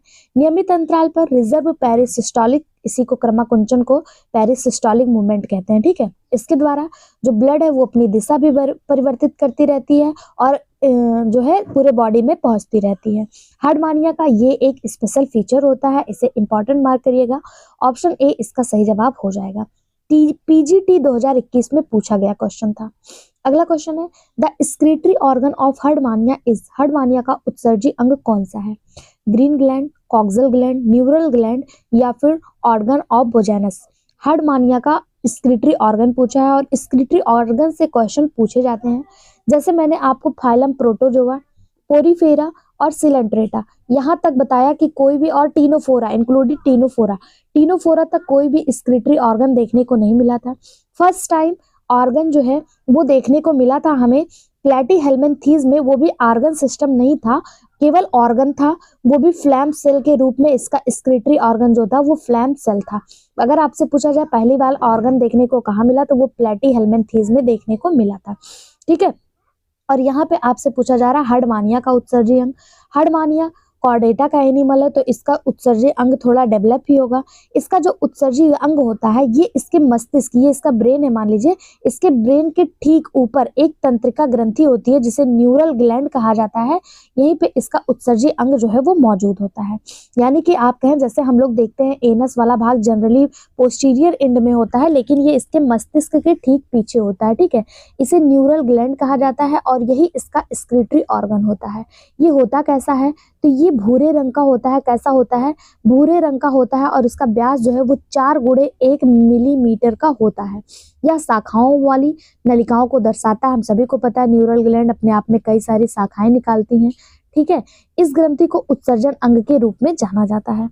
इसका आकार कैसा होता है, इसका रंग भूरा हो गया और इसका आकार जो होता है वो अंडाकार होता है। कैसा होता है, अंडाकार होता है। ऑप्शन सी इसका सही जवाब हो जाएगा। अगला क्वेश्चन क्या देखें, निम्नलिखित में से कौन सा जंतु औन्नतिशील रूपांतरण दिखाता है। Of the following which animal exhibit retrogressive Metamorphosis. Retrogressive Metamorphosis कौन सा एनिमल जो है वो दिखाता है। एम्फिऑक्सिस, हर्डमानिया, ब्लेनोग्लासेस या फिर डोलियोओलम। इसका सही जवाब हो जाएगा ऑप्शन बी हर्डमानिया। हर्डमानिया ये औन्नतशील रूपांतरण यानी रेट्रोग्रेसिव मेटामॉर्फोसिस दिखाता है। अगर आपसे एक वर्ड मैं पूछूं रेट्रोग्रेसिव मेटामॉर्फोसिस है क्या, तो रेट्रोग्रेसिव मेटामॉर्फोसिस में क्या होता है कि अपक्षयी परिवर्तन जिसमें एक सक्रिय लार्वा एक गतिहीन वयस्क में बदल जाता है। मान लीजिए इसके पास एक लार्वा है जिसके पास टेल है और उसकी वजह से वो क्या करता रहता है, गति करता रहता है। एक हर्डमानिया का एक लार्वा है, ये क्या करता रहता है, इसके पास टेल है और ये गति करता रहता है। धीरे धीरे इसमें रेट्रोग्रेसिव मेटामॉर्फोसिस होता है और ये अपने टेल वाले पार्ट को लॉस कर देता है। और दूसरा जो हर्डमानिया वयस्क हर्डमानिया बन के तैयार हुआ, ये टेल लेस है। इसी को रेट्रोग्रेसिव मेटामॉर्फोसिस कहते हैं। अपने किसी अंग को छोड़ देना, अपने किसी अंग का त्याग कर देना। और ये किसमें देखने को मिलता है, हर्डमानिया में देखने को मिलता है। हर्डमानिया जो है ये फाइलम कार्डेटा से संबंधित है। अगर हर्डमानिया का आपसे पूछ लिया जाए क्लास क्या है, हर्डमानिया का क्लास पूछ लिया जाए तो इसका जो क्लास है वो है एस्कीडियासिया, ये इसका क्लास है। ठीक है, एस्कीडियासिया इसका क्लास है। इसे आमतौर पर समुद्री स्कर्ट यानी कि सी स्कर्ट के नाम से जाना जाता है। हर्डमानिया में कायांतरण के दौरान लार्वा सभी कॉर्डेटा लक्षणों को खो देते हैं और एक कशेरुकी जैसा बिहेव करने लगते हैं। इसके जो लार्वा होते हैं वो एक कशेरुकी जैसा यानी इनवर्टिब्रेट जैसा बिहेव करते हैं और इसके जो एडल्ट होते हैं वो कॉर्डेटा जैसा बिहेव करते हैं। ठीक है, इस प्रकार एक अत्यधिक उन्नत लार्वा एक निम्न संगठित वयस्क में समाप्त हो जाता है और यह जो प्रोसेस है इसी को रेट्रोग्रेसिव मेटामॉर्फोसिस कहा जाता है। अगला क्वेश्चन देखते हैं। एगनेथा के अंतःकरण में अर्धवृत्ताकार कैनाल है केवल। Inner ear of agnatha have only. Agnatha का जो इनर ईयर है उसमें क्या पाया जाता है, 1 semi circular canal, 2 semi circular canal, 3 semi circular canal या नन ऑफ दीज। इसका सही जवाब हो जाएगा ऑप्शन सी यानी 3 सेमी सर्कुलर कैनाल। एगनेथा के इनर ईयर में 3 सेमी सर्कुलर कैनाल पाया जाता है। एगनेथा क्या होता है, एनिमल्स को उनके जबड़ों के आधार पर 2 भागों में बांटा गया, एक एगनेथा और दूसरा गनेथा। जिसमें जबड़ा अनुपस्थित है उसे जो है एगनेथा के अंतर्गत रखा गया और जिसमें जबड़ा उपस्थित है उसे गनेथा के अंतर्गत रखा गया। ठीक है, इन्हीं ये दो वर्ग होते हैं। इसमें दोनों में अलग अलग अर्धवृत्ताकार नलिकाएं अंतःकरण में पाई जाती हैं। ठीक है, और ये जो एगनेथा होते हैं इसमें जबड़े नहीं होते हैं, ये जबड़ा रहित होते हैं। पेट्रोमाइजॉन के अंतःकरण में 2 अर्धवृत्ताकार नलिकाएं पाई जाती हैं। पेट्रोमाइजॉन क्या है, पेट्रोमाइजॉन भी एगनेथा का एक एनिमल है। ठीक है, जबकि इसी का एक एनिमल है मिक्सिन, इसके अंतःकरण में 1 अर्धवृत्ताकार नलिकाएं पाई जाती हैं। ठीक है, इसके जो अलग अलग वर्ग है उसमें अलग अलग वृत्ताकार नलिकाएं पाई जाती हैं। जनरली इसका सही जवाब एग्जाम जो ये क्वेश्चन आया था यूपी पीजीटी 2016 में, तो एग्जामिनर के द्वारा इसका सही जवाब ऑप्शन सी माना गया था। लेकिन आपको बता दें इसके एनिमल अलग अलग हैं। इसके अलग अलग एनिमल के हिसाब से इसमें अलग अलग जो है इनर कैनाल में ट्यूब्स पाए जाते हैं। जैसे पेट्रोमाइजॉन है, पेट्रोमाइजॉन के अंतःकरण में 2 पाए जाता है। कितने पाए जाते हैं, 2 पाए जाते हैं। वहीं पे अगर हम बात करें इसका एक एनिमल है मिक्सिन के इनर कैनाल में कितने पाए जाते हैं, 1 पाए जाते हैं। कितने पाए जाते हैं, 1 पाए जाते हैं। ठीक है, अगला क्वेश्चन देखते हैं। निम्नलिखित में से कौन सा समुद्रविगामी है यानी कि कैटाड्रोमस है। कैटाड्रोमस, एनाड्रोमस। मछलियां जो हैं जब प्रजनन के लिए स्थानांतरण करती हैं तो उन्हें कैटाड्रोमस, एनाड्रोमस के नाम से जाना जाता है। लेकिन जब मछलियां केवल रहने के लिए एक जगह से दूसरी जगह स्थानांतरण करती हैं तो उन्हें एम्फीड्रोमस फिशेस के नाम से जाना जाता है।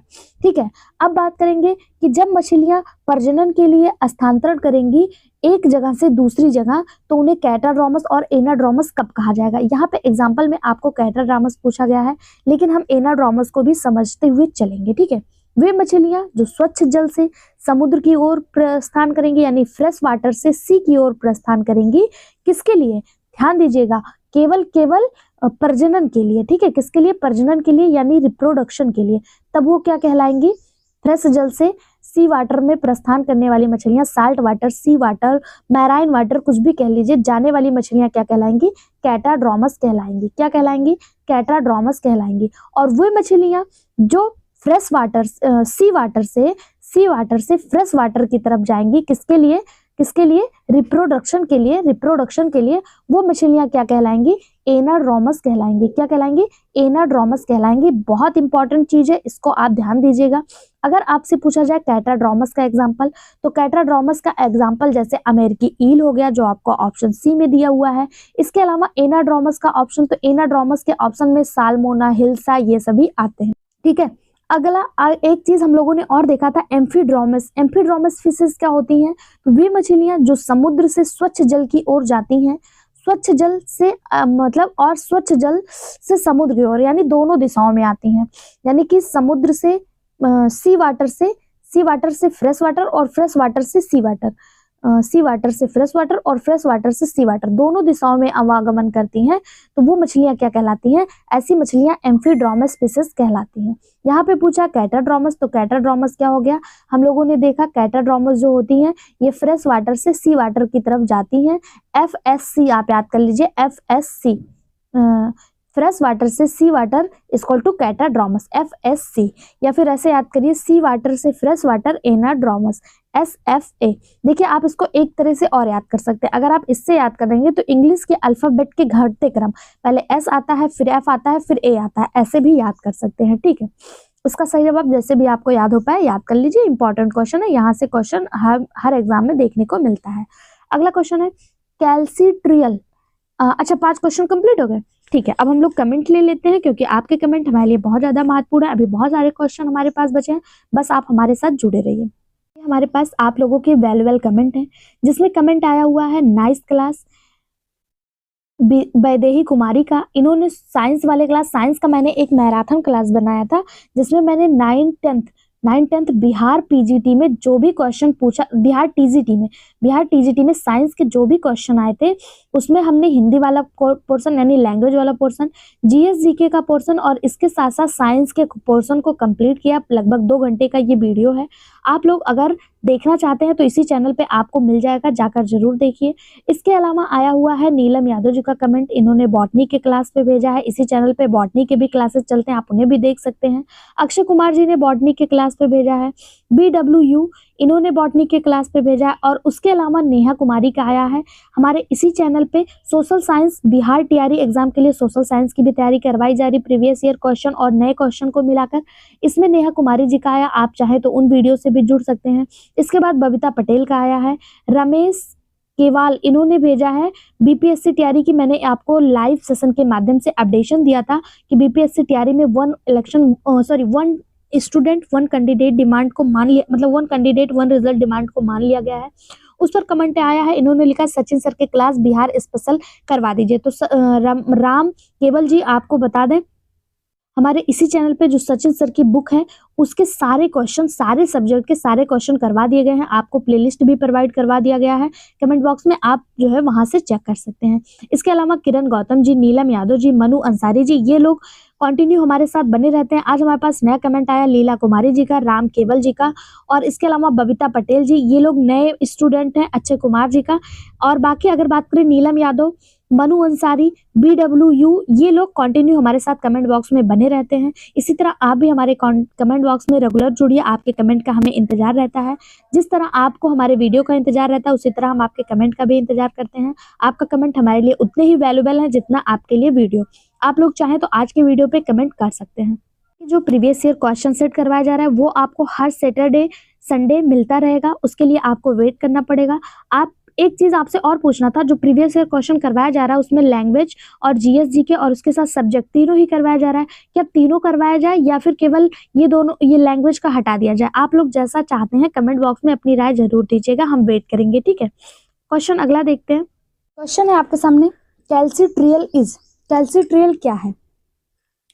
एक हाइड्रो मतलब 1 हाइड्रो कैल्सीफेरॉल, 24 हाइड्रो कैल्सीफेरॉल, उसके अलावा 25 हाइड्रोकैल्सीफेरॉल या फिर 125 हाइड्रोकैल्सीफेरॉल। पूछा गया है कैल्सीट्रियल क्या है। इसका सही जवाब हो जाएगा, देखिए बिहार पीजीटी में आया हुआ क्वेश्चन है 2019 में। इसका सही जवाब हो जाएगा ऑप्शन डी, कैल्सीट्रियल। कैल्सीट्रियल को ही 125 डाई हाइड्रोक्सी कैल्सीफेरॉल के नाम से जाना जाता है। ठीक है, यह शरीर में मिलने वाला विटामिन डी का सक्रिय रूप है। त्वचा पर जब त्वचा जो है हमारी स्किन जो है ये जब धूप के संपर्क में आती है, सनलाइट जब पड़ती है तो शरीर में विटामिन डी बनता है। ठीक है, और यह मछलियों में बहुत अत्यधिक मात्रा में पाया जाता है। इसी को 125 डाई हाइड्रोक्सी कैल्सीफेरॉल के नाम से जाना जाता है। ऑप्शन ए इसका सही जवाब हो जाएगा। अगला क्वेश्चन देखते हैं। फर्टिलाइजिन एक रासायनिक पदार्थ है जिसका निर्माण करते हैं, जिसे निर्माण करता है, यानी फर्टिलाइजिन एक केमिकल सब्सटेंस है, इसका निर्माण कौन करता है? Mature egg, acrosome, polar body या फिर मिडिल पीस ऑफ स्पर्म। इसका सही जवाब हो जाएगा, ये भी बिहार पीजीटी में आया हुआ क्वेश्चन है। सही जवाब हो जाएगा इसका option A, mature egg. Mature egg जो है ये फर्टिलाइजिन का निर्माण करता है। फर्टिलाइजिन है क्या? फर्टिलाइजिन एक केमिकल सब्सटेंस है। ठीक है, यह एक ग्लाइकोप्रोटीन है जो अंडों के झिल्ली पर पाया जाता है। ये मान लीजिए आपके सामने एग है, एग के ऊपर आप सभी को पता है जो ऊपर कैल्शियम कार्बोनेट, एक मिनट यार, एक मान लीजिए एग है, एग के ऊपर आपको मिल जाएगा कैल्शियम कार्बोनेट का एक प्रॉपर लेयर मिल जाता है, ये कैल्शियम कार्बोनेट का बना होता है। इसके बाद इसी के बीच में दोनों के मध्य में एक झिल्ली पाई जाती है, जिसी को plasma membrane, plasma lemma, plasma झिल्ली के नाम से जाना जाता है। ये जो फर्टिलाइजिन है ये इसी झिल्ली पर जो है मौजूद होता है। ठीक है, जबकि शुक्राणु यानी स्पर्म में एंटी फर्टिलाइजिन पाया जाता है। ठीक है, स्पर्म में, एग में तो एग आप सभी को पता है फीमेल से निकलने वाला है, और मेल से जो निकलता है वो स्पर्म होता है।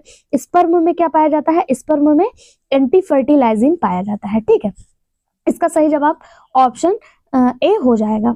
अगला क्वेश्चन, पूर्ण कोकरी विदलन होता है, complete holoblastic cleavage occurs in. पूर्ण कोकरी, ये भी देखिए बिहार पीजीटी में पूछा गया क्वेश्चन है, कंप्लीट होलोब्लास्टिक क्लीवेज किसमें होता है? ए लेस्थल egg, mega लेस्थल egg, Tillo लेस्थल egg या माइक्रो लेस्थल एग। सही जवाब हो जाएगा इसका ऑप्शन डी, माइक्रो लेस्थल एग। पूर्ण कंप्लीट विदलन यानी कंप्लीट होलोब्लास्टिक क्लीवेज, इंग्लिश याद करेंगे तो ज्यादा बेटर होगा। इसमें माइक्रोलेस्थल एग पाया जाता है। इसमें पीतक थोड़ी मात्रा में उपस्थित होते हैं। जैसे इसके अगर आपसे एग्जांपल पूछ लिया जाए कि कौन कौन से मतलब माइक्रोलेस्थल एग किसमें किसमें पाया जाता है, तो आपने नाम सुना होगा स्पॉन्ज का, जब हम फाइलम पोरीफेरा पढ़ रहे थे तो उसमें SPONG स्पॉन्ज का जिक्र किए थे। इसके अलावा एम्फिऑक्सिस, इसके अलावा ट्यूनिकेटा, इसके अलावा अगर हम बात करें यूथीरियंस, इन सब में जो है माइक्रोलेस्थल एग जो है वो देखने को मिलता है। इसका सही जवाब ऑप्शन डी हो जाएगा। ये PDF आपको फ्री ऑफ कॉस्ट हमारे टेलीग्राम चैनल पे पहले प्रोवाइड करवा दिया गया है, आप वहां से PDF लेकर अपना रिवीजन करते रहिए। जैसा कि आप सभी को पता है बिहार TRE एग्जाम का नोटिफिकेशन आया है, सीटों की संख्या निर्धारित कर दी गई, बहुत जल्दी आपको फॉर्म फिलअप डेट भी देखने को मिल सकता है।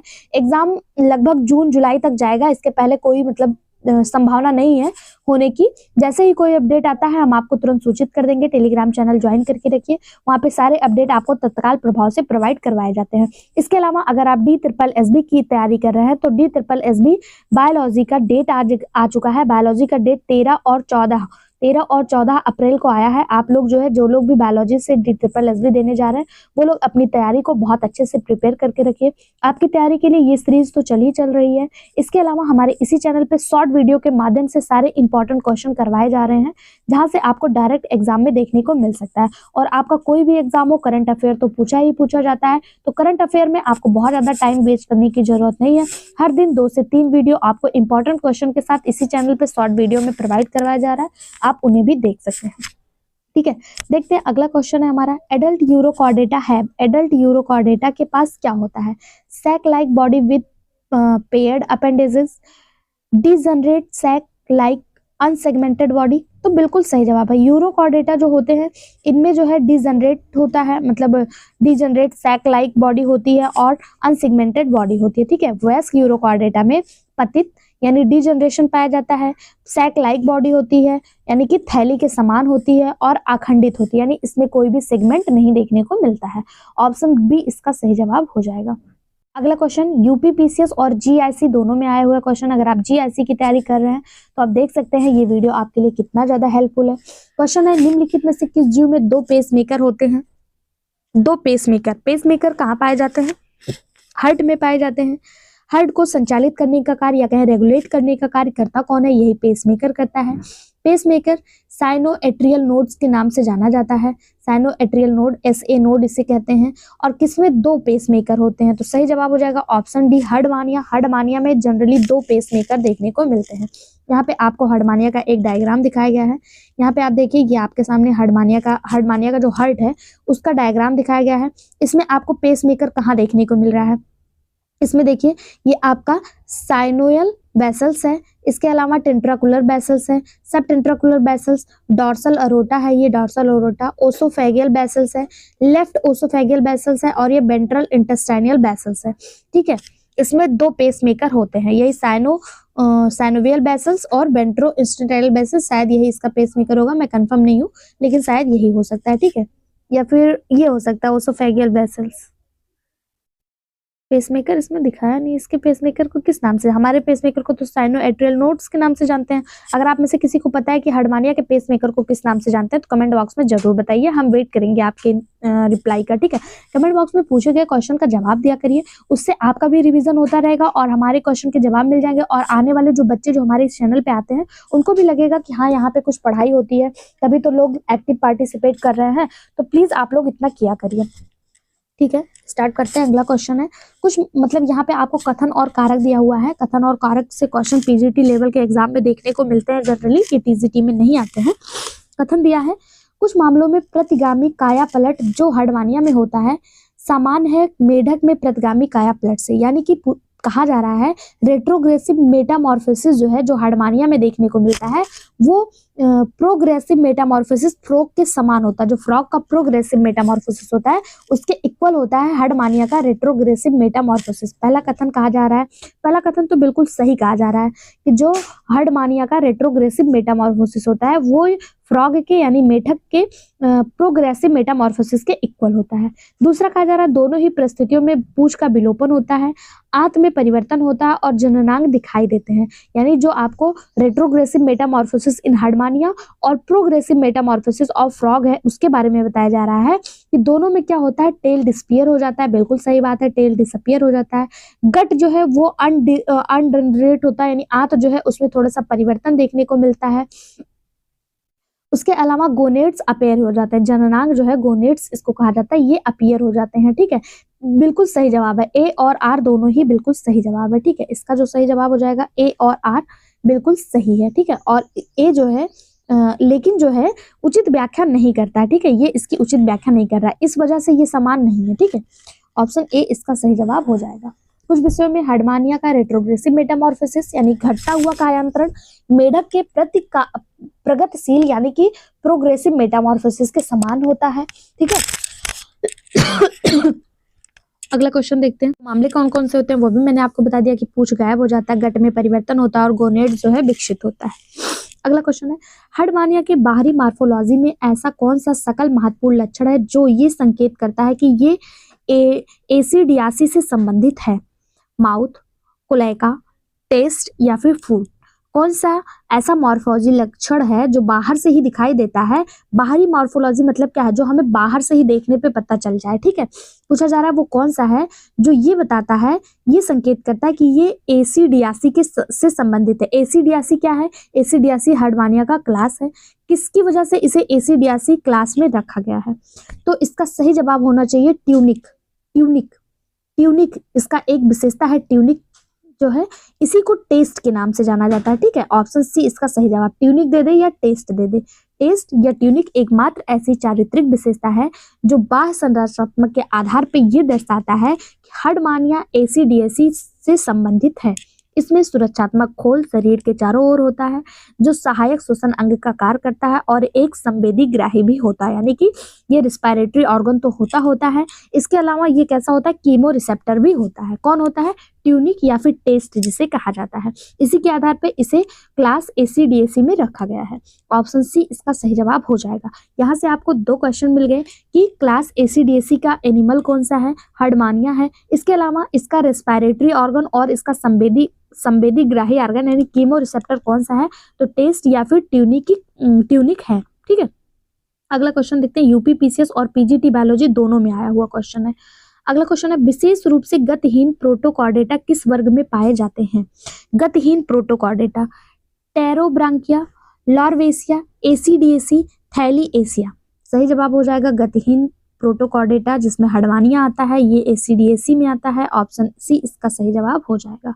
अगला, इसके लार्वा गति करते हैं लेकिन इसका एडल्ट जो है वो गतिहीन होता है। इसी को रेट्रोग्रेसिव मेटामॉर्फोसिस के नाम से भी जाना जाता है। निम्नलिखित में से कौन सी ग्रंथि यूरोकॉर्डेटा की फॉरनर है और कशेरुकीय थायराइड ग्रंथि में पाई जाती है? ऑप्शन दिया है न्यूरल ग्लैंड, एंडोस्टाइल, डॉर्सल ट्यूबरकेल और पाइलोरिक ग्लैंड। सही जवाब हो जाएगा इसका ऑप्शन बी, एंडोस्टाइल।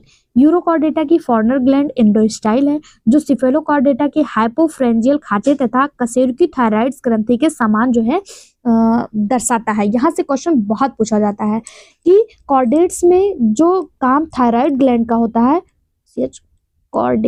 कॉर्डेट में जो काम थायराइड ग्लैंड का होता है, यूरोकॉर्डेट में वो काम कौन सी ग्लैंड करती है? जैसे थायराइड ग्लैंड जो थायराइड हार्मोन्स निकालती है, एंडोस्टाइल भी यूरोकॉर्डेट में वही कार्य करती है। ठीक है, ये कह सकते हैं कि थायराइड ग्लैंड के सामान्य होती है, दिखती भी उसी की तरह है और वर्क भी उसी तरह करती है।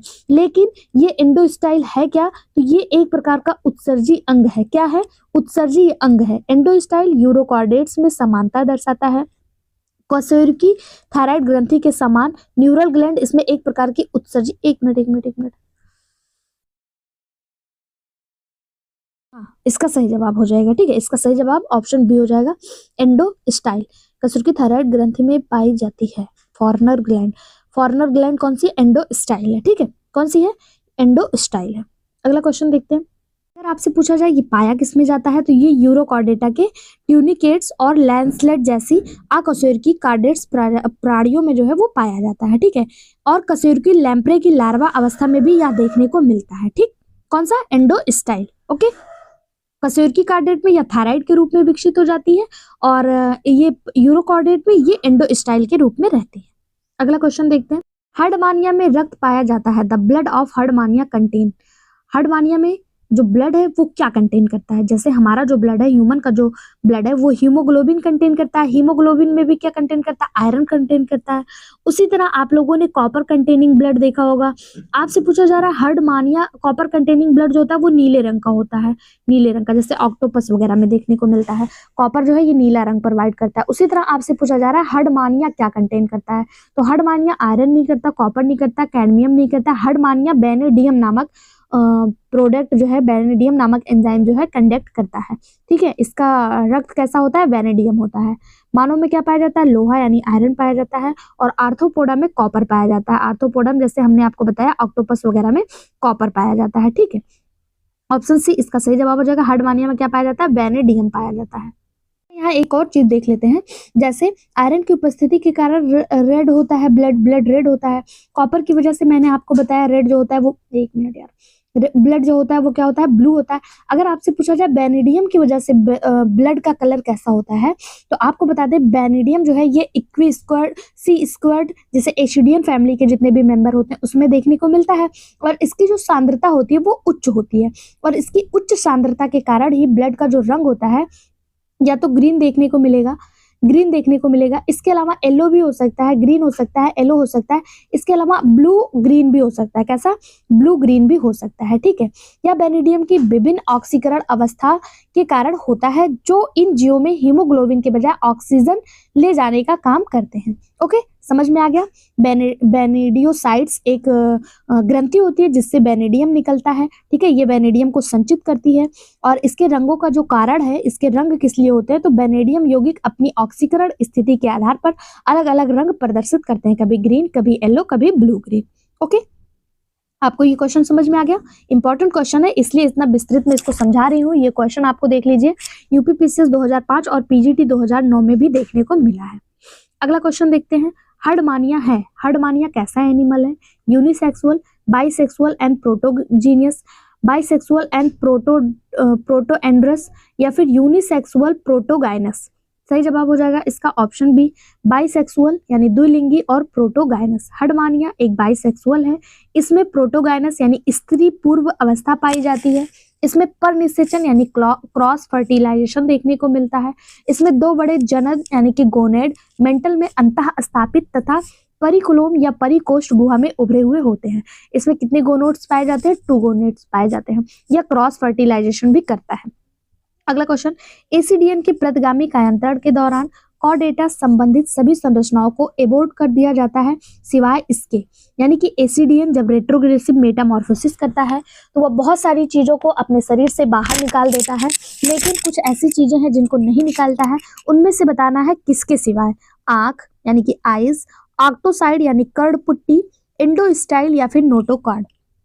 इसका सही जवाब हो जाएगा ऑप्शन सी एंडोस्टाइल। एंडोस्टाइल ये इनकी थायराइड ग्लैंड के समान होती है, जैसे मानव में आगे चल के ये थायराइड ग्लैंड में परिवर्तित हो जाती है। एसिडियन फैमिली के जितने भी लार्वा होते हैं ये कॉर्डेटा के लक्षण शो करते हैं, हम सभी को पता है, ठीक है। इसमें डॉर्सल ट्यूबरल नर्व कॉर्ड पाया जाता है, एक्सियल स्केलेटल नोटोकॉर्ड पाया जाता है, फेरेंजियल गिल्स्लिट्स पाया जाता है, ठीक है। और इनका जो टेल होता है उस पर भी कबर्ड पंख पाए जाते हैं। लार्वा अवस्था में आंखें और ओटोसिस्ट बहुत से इन्वर्टिब्रेट में भी पाई जाती हैं, इसलिए ये जो है इनको ये डिस्चार्ज कर देते हैं, क्या नहीं छोड़ते हैं? एंडोस्टाइल को अपने पास ही रखते हैं, ठीक है। आपसे अगर कभी क्वेश्चन पूछ लिया जाए कि वो कौन सा एनिमल है जिसका लार्वा वेल डेवलप्ड होता है उसके एडल्ट के अकॉर्डिंग, तो इसका जो एक एडल्ट होता है ना, इसका क्या कहते हैं, एसिडियन फैमिली का, एसिडियन फैमिली आप कह सकते हैं यूरोकॉर्डेटा का, तो ये कम विकसित होता है, इसका लार्वा ज्यादा विकसित होता है, ठीक है। इसका लार्वा कैसा होता है? ज्यादा विकसित होता है, और ये बाद में रेट्रोग्रेसिव मेटामॉर्फोसिस करता है, और एडल्ट जो होता है वो कम विकसित देखने को मिलता है, ठीक। इसका सही जवाब आपको समझ में आ गया होगा ऑप्शन सी एंडोस्टाइल। अगला क्वेश्चन है, हार्डमानिया में उत्सर्जन होता है, हार्डमानिया में उत्सर्जन कैसे होता है?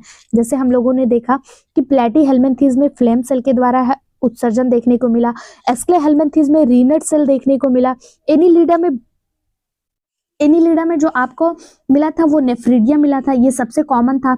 लेकिन एनिलिडा में भी अलग अलग एनिमल के हिसाब से अलग अलग था, जैसे अर्थवार में आपको नेफ्रीडिया मिला, इसमें 3 टाइप के नेफ्रीडिया थे, पेरेंजियल नेफ्रीडिया, इंटीग्यूमेंट्री नेफ्रीडिया और सेप्टल में नेफ्रीडिया। इसके अलावा लीच में आपको 17 पेयर नेफ्रीडिया देखने को मिला था, एनिलिडा का हो गया। इसके अलावा अगर हमने देखा था, किसमें देखा था, अगर हमने देखा था कि ब्रोंकियल टिश्यू भी इसमें पाया गया था, जैसे लीच वगैरह में एक्सक्रेशन का कार्य करता था एनिलिडा के ही लीच में, जिसे आप जोक कहते हैं। इसके अलावा आर्थ्रोपोडा में आप लोगों ने एक्सक्रीटरी ऑर्गन देखा था, मालपिगियन ट्यूब जो इंसेक्टा में पाया गया। आर्किनिडिया आर्थ्रोपोडा का ही एक क्लास है आर्किनिडिया, इसमें कॉक्सल ग्लैंड प्रेजेंट था एक्सक्रीटरी ऑर्गन के रूप में। जब हम लोग एनिलिडा आर्थ्रोपोडा फाइलम पढ़ रहे थे तो ये सब बहुत अच्छे से पढ़े, अगर आपने पहले की वीडियो नहीं देखे ना तो उन्हें जरूर देखिए। उसके अलावा आर्थ्रोपोडा मतलब इसके 3 क्लास है, एक इंसेक्टा, आर्किनिडा और क्रस्टेशियंस। अगर आपसे पूछा जाए इंसेक्टा में कौन सा पाया जाता है तो मालपिगियन ट्यूब्यूल पाया जाता है, आर्किनिडा में कॉक्सल ग्लैंड पाया जाता है। उसके अलावा अगर क्रस्टेशियन में पूछा जाए, क्रस्टेशियन में ग्रीन ग्लैंड पाया जाता है, ग्रीन ग्लैंड या इसी को इंटेनल ग्लैंड के नाम से भी जाना जाता है, एंटेनल ग्लैंड के नाम से, जैसे प्रॉन वगैरह हो गया, इसमें ग्रीन ग्लैंड देखने को मिलता है। उसके अलावा कॉकरोच में स्पेसिफिक होता है, कॉकरोच में इंसेक्टा का है, लेकिन इसमें यूरिकोस ग्लैंड प्रेजेंट होता है, जिससे यूरिकोटैलिक ये होते हैं, ठीक है। इसके अलावा अगर आप बात करें मोलस्का की तो इसमें केबर्स आर्गन पाए जाते हैं, जिसे पेरिकॉर्डियल ग्लैंड के नाम से जाना जाता है। और मोलस्का की पाइला में ऑर्गन ऑफ बोजेनस देखने को मिलता है, ये पाइला और यूनियो दोनों में प्रेजेंट होता है। इसके अलावा हम लोगों ने देखा था इकानोडर्मेटा में, इकानोडर्मेटा ऐसा फाइलम था जिसमें कोई भी एक्सक्रीटरी ऑर्गन प्रेजेंट नहीं था, इकानोडर्मेटा में कोई भी एक्सक्रीटरी ऑर्गन जो है वो प्रेजेंट नहीं था। अब हम बात करते हैं यूरोकॉर्डेटा, यूरोकॉर्डेटा का ही एनिमल है हार्डमानिया। हार्डमानिया में एक्सक्रीटरी ऑर्गन के रूप में आपको pyloric gland, pyloric gland, neural gland, इसके अलावा नेफ्रोसाइटिक दोनों के द्वारा आपको उत्सर्जन देखने को मिलता है, ठीक है। किसके द्वारा, या फिर यहाँ पे पाइलोरिक ग्लैंड लिखा होता वो भी सही हो जाता, पाइलोरिक ग्लैंड, न्यूरल ग्लैंड या फिर नेफ्रोसाइटिक, दोनों के द्वारा, तीनों के द्वारा ही उत्सर्जन देखने को मिलता है। उसके अलावा अगर आपसे पूछ लिया जाए सेफेलोकॉर्डेटा में, तो सेफेलोकॉर्डेटा में नेटोकॉर्ड ये पूरे इनकी पूरी बॉडी में प्रेजेंट होता है। इनका जो एक्सक्रीटरी ऑर्गन होता है वो प्रोटोनेफ्रीडिया या फिर फ्लैम सेल होता है। फ्लैम सेल हमें प्लेटीहेल्मिन्थ में भी देखने को मिलता है और सेफेलोकॉर्डेटा में भी देखने को मिलता है। इसका एनिमल एम्फिऑक्सस लैंसलीट होता है, ठीक है। उसके बाद वर्टिब्रेट आ जाते हैं। वर्टिब्रेट में आप सभी को पता है इसमें गनेथा होते हैं, गनेथा में जॉलिसिस फिशेज होते हैं, और गनेथा में जिसमें जॉ प्रेजेंट होता है वो फिशेज होते हैं। तो गनेथा का अगर एक्सक्रीटरी ऑर्गन बात करें तो इसमें मेसोनेफ्रिक किडनी होती है, और गनेथा का अगर बात करें तो इसमें मेसोनेफ्रिक किडनी या थोरैसिक किडनी होती है। इसमें भी होती है। इसके अलावा एम्फीबियंस, रेप्टाइल्स, बर्ड, एम्फीबियंस और पिसीज की अगर बात करें, एम्फीबियंस और पिसीज की, तो इसमें मीजोनेफ्रिक किडनी देखने को मिलता है, मीजोनेफ्रिक किडनी देखने को मिलता है उत्सर्जी अंग के रूप में। इसके अलावा अगर हम बात करें रेप्टाइल्स, बर्ड और मैमल, रेप्टाइल, बर्ड और मैमल, तो इसमें जो है मेटानेफ्रिक किडनी या इसी को एब्डोमिनल किडनी के नाम से जाना जाता है, ये देखने को मिलता है। आई होप आपको सारे स्क्रीटरी ऑर्गन अच्छे से समझ में आ गए होंगे। स्क्रीटरी ऑर्गन से क्वेश्चन हर एग्जाम में पूछा जाता है, इसलिए मैंने सबका स्क्रीटरी ऑर्गन आपको बता दिया। बात करें प्रोटोजोआ, पोरीफेरा और सिलेंट्रेटा, इसमें कोई भी स्पेशल, इसके अलावा टीनोफोरा, इसमें जनरल बॉडी सरफेस से एक्सक्रीशन होता है, इसमें कोई भी स्पेसिफिक नहीं पाया जाता है। अगर बात करें प्रोटोजोआ की, इसमें कंट्रैक्टाइल वैक्यूल्स पाया जाता है, जो इसका ऑस्मो रेगुलेशन और एक्सक्रीशन कह सकते हैं, दोनों का कार्य करता है। बाकी सब में जनरल बॉडी सरफेस से होता है। क्वेश्चन पीजीटी बायोलॉजी 2009 और टीजीटी बायोलॉजी 2013 के साथ साथ और बहुत सारे एग्जाम में पूछा गया है स्क्रीटरी ऑर्गन से क्वेश्चन, इसलिए मैंने जो है यहाँ पे आपको सारी चीजें बता दी। आई होप आपको समझ में आया होगा। अगला क्वेश्चन देखते हैं। द हर्डमानिया में हर्डमानिया में न्यूरल ग्रंथि का मुख्य कार्य क्या है? Main function of neural gland in Herdmania. ये क्या करते हैं? सेंसेशन, रिस्पायरेशन, एक्सक्रेशन या फिर सर्कुलेशन। तो अभी हम लोगों ने देखा था हर्डमानिया का जो न्यूरल ग्लैंड है वो क्या करता है? एक्सक्रेशन का कार्य करता है। इसके अलावा न्यूरल ग्लैंड के अलावा इसमें और क्या पाया जाता है? इसी को पाइलोरिक ग्लैंड कहा जाता है, और इसी में जो पाया जाता है वो क्या पाया जाता है? नेफ्रोसाइट्स पाया जाता है, ये भी उत्सर्जन का कार्य करता है। न्यूरल ग्लैंड को अगर पूछ लिया जाए और किस नाम से जाना जाता है, इसी को पाइलोरिक ग्लैंड के नाम से भी जाना जाता है। न्यूरल ग्लैंड ना दे के आपको पाइलोरिक ग्लैंड दे दे तो ये भी आपका सही जवाब हो जाएगा। ठीक, अगला क्वेश्चन देखते हैं। यहाँ पे देखिए कुछ ऑर्गन आपको दिए हुए हैं, जैसे flame cell, platyhelminthes, renette cell, aschelminthes, nephridia, annelida. यहाँ पे केवल सिंगल दिया, मैंने आपको सब बता दिया। एनिलिडा के अलग अलग फाइलम में अलग अलग चीजें पूछी जाती हैं, ठीक है। जैसे एनिलिडा में पूछ लिया जाता है, नेफ्रिडिया हम सभी को पता है, लेकिन यहाँ पूछ लिया जाता है ब्रोंकियल टिश्यू। ब्रोंकियल टिश्यू भी एनिलिडा के एक्सक्रीटरी ऑर्गन होते हैं। ये लीच में होता है, किसमें होता है? लीच में होता है। लीचेस यानी जोक जिसे आप कहते हैं, इसमें होता है। इसके अलावा मोलस्का में आपको कैवर्स ऑर्गन दे दिया। इसके अलावा मोलस्का में ऑर्गन ऑफ बोजेनस भी पाया जाता है। इसके अलावा माल्फिगियन ट्यूब आर्थ्रोपोडा में दे दिया। आर्थ्रोपोडा में हमने देखा कि इंसेक्टा में माल्फिगियन ट्यूब, आर्किनिडा में कॉक्सल ग्लैंड और क्रस्टेशियन में ग्रीन ग्लैंड या जिसे एंटेनल ग्लैंड के नाम से जाना गया, ये भी देखने को मिला। कॉक्सल ग्लैंड देखिए यहाँ पे दिया है एक्रिनिडा में, और ये किसका है? आर्थ्रोपोडा का ही एनिमल है। क्लोरागोगन सेल इंपॉर्टेंट है, इसको इंपॉर्टेंट मार्क करिएगा। क्लोरागोगन सेल ये केचुआ में पाया जाता है। केचुआ यानी अर्थवार्म। अर्थवार्म किससे संबंधित है? फाइलम एनिलिडा से संबंधित है। एनिलिडा में जनरली नेफ्रिडिया देखने को मिलता है, लेकिन एनिलिडा का ही एक एनिमल केचुआ है जिसे अर्थवार्म कहते हैं, इसमें क्लोरागोगन सेल देखने को मिलता है। ठीक है, इसे इंपॉर्टेंट मार्क करिएगा। ठीक है, हाँ ठीक है। नेक्स्ट क्वेश्चन देखते हैं। निम्नलिखित में से किसमें बेनिडियम श्वसन पिगमेंट का कार्य करता है? बेनिडियम जो है वो किसमें रिस्पायरेटरी रूप के कार्य करता है? तो अभी हम लोगों ने देखा था कि हर्डमानिया में बेनिडियम पाया जाता है और ये क्या करता है? रिस्पायरेटरी का काम करता है। इसकी वजह से जो क्या कहते हैं, बेनिडियम जो ब्लड का रंग होता है वो 3 रंगों में होता है, तो हरा होगा, या तो हरा नीला होगा, या तो फिर पीला होगा। ठीक है, और ये क्या है? रिस्पायरेटरी ऑर्गन है। जिस तरह हम लोगों में रिस्पायरेटरी ऑर्गन हीमोग्लोबिन होता है, उसी तरह इनका रिस्पायरेटरी ऑर्गन जो है वो बेनिडियम कहलाता है। अगला क्वेश्चन, हर्डमानिया का रक्त प्रवाह का सही क्रम पूछा है, यानी हर्डमानिया का ब्लड कैसे बहता है? तो हर्डमानिया का जो ब्लड है वो पहले हर्ड में जाता है, हर्ड से डॉर्सल अरोटा में जाता है, डॉर्सल अरोटा से वेंट्रल अरोटा में जाता है, और वेंट्रल अरोटा से ब्रांकियल वेसल्स में जाता है। ये इसके ब्लड फ्लो का सही क्रम है। यहाँ पे आप देख लीजिए कैसे होता है। हर्ड से जाता है आपका पृष्ठीय महाधमनी यानी डॉर्सल अरोटा, और डॉर्सल अरोटा से जाता है वेंट्रल अरोटा, और उसके बाद ब्रांकियल वेसल्स में चला जाता है। ये इसका ब्लड फ्लो है। अगला टॉपिक हमारा एम्फिऑक्सिस है। यहाँ पे हम आज का वीडियो खत्म करते हैं। एम्फिऑक्सिस के टॉपिक को हम नेक्स्ट वीडियो में डिस्कस करेंगे। आई होप सो आप लोग को हमारा एक्सप्लेनेशन पढ़ाने का तरीका पसंद आया होगा। इसके अलावा हम लोग स्कॉलियोडॉन वगैरह को भी डिस्कस करेंगे। बस आप हमारे साथ रेगुलर बने रहिए। कमेंट बॉक्स में अपनी राय भी दीजिए, और इसके साथ साथ आपको कहीं भी कोई भी कमी दिखे तो वो भी आप बेझिझक होकर कमेंट बॉक्स में जरूर बताइएगा। आपका कमेंट हमारे लिए बहुत ज़्यादा महत्वपूर्ण है। चैनल पर नए हैं तो सब्सक्राइब कर लीजिए, बेल आइकन पर क्लिक कर लीजिए, जिससे नोटिफिकेशन आपको मिलता रहे। इसके अलावा आप जो है इसको अपने सभी दोस्तों, सभी रिश्तेदारों के साथ शेयर भी कर सकते हैं, अगर आपकी मर्जी हो तो, अगर आपको हमारा एफर्ट पसंद आ रहा हो तो। ठीक है। नेक्स्ट टॉपिक एम्फिऑक्सिस पाने के लिए बेल आइकन पर क्लिक कर लीजिए, या फिर टेलीग्राम चैनल ज्वाइन कर लीजिए। वहां पे नोटिफिकेशन के माध्यम से आपको प्रोवाइड करा दिया जाएगा। Thank you.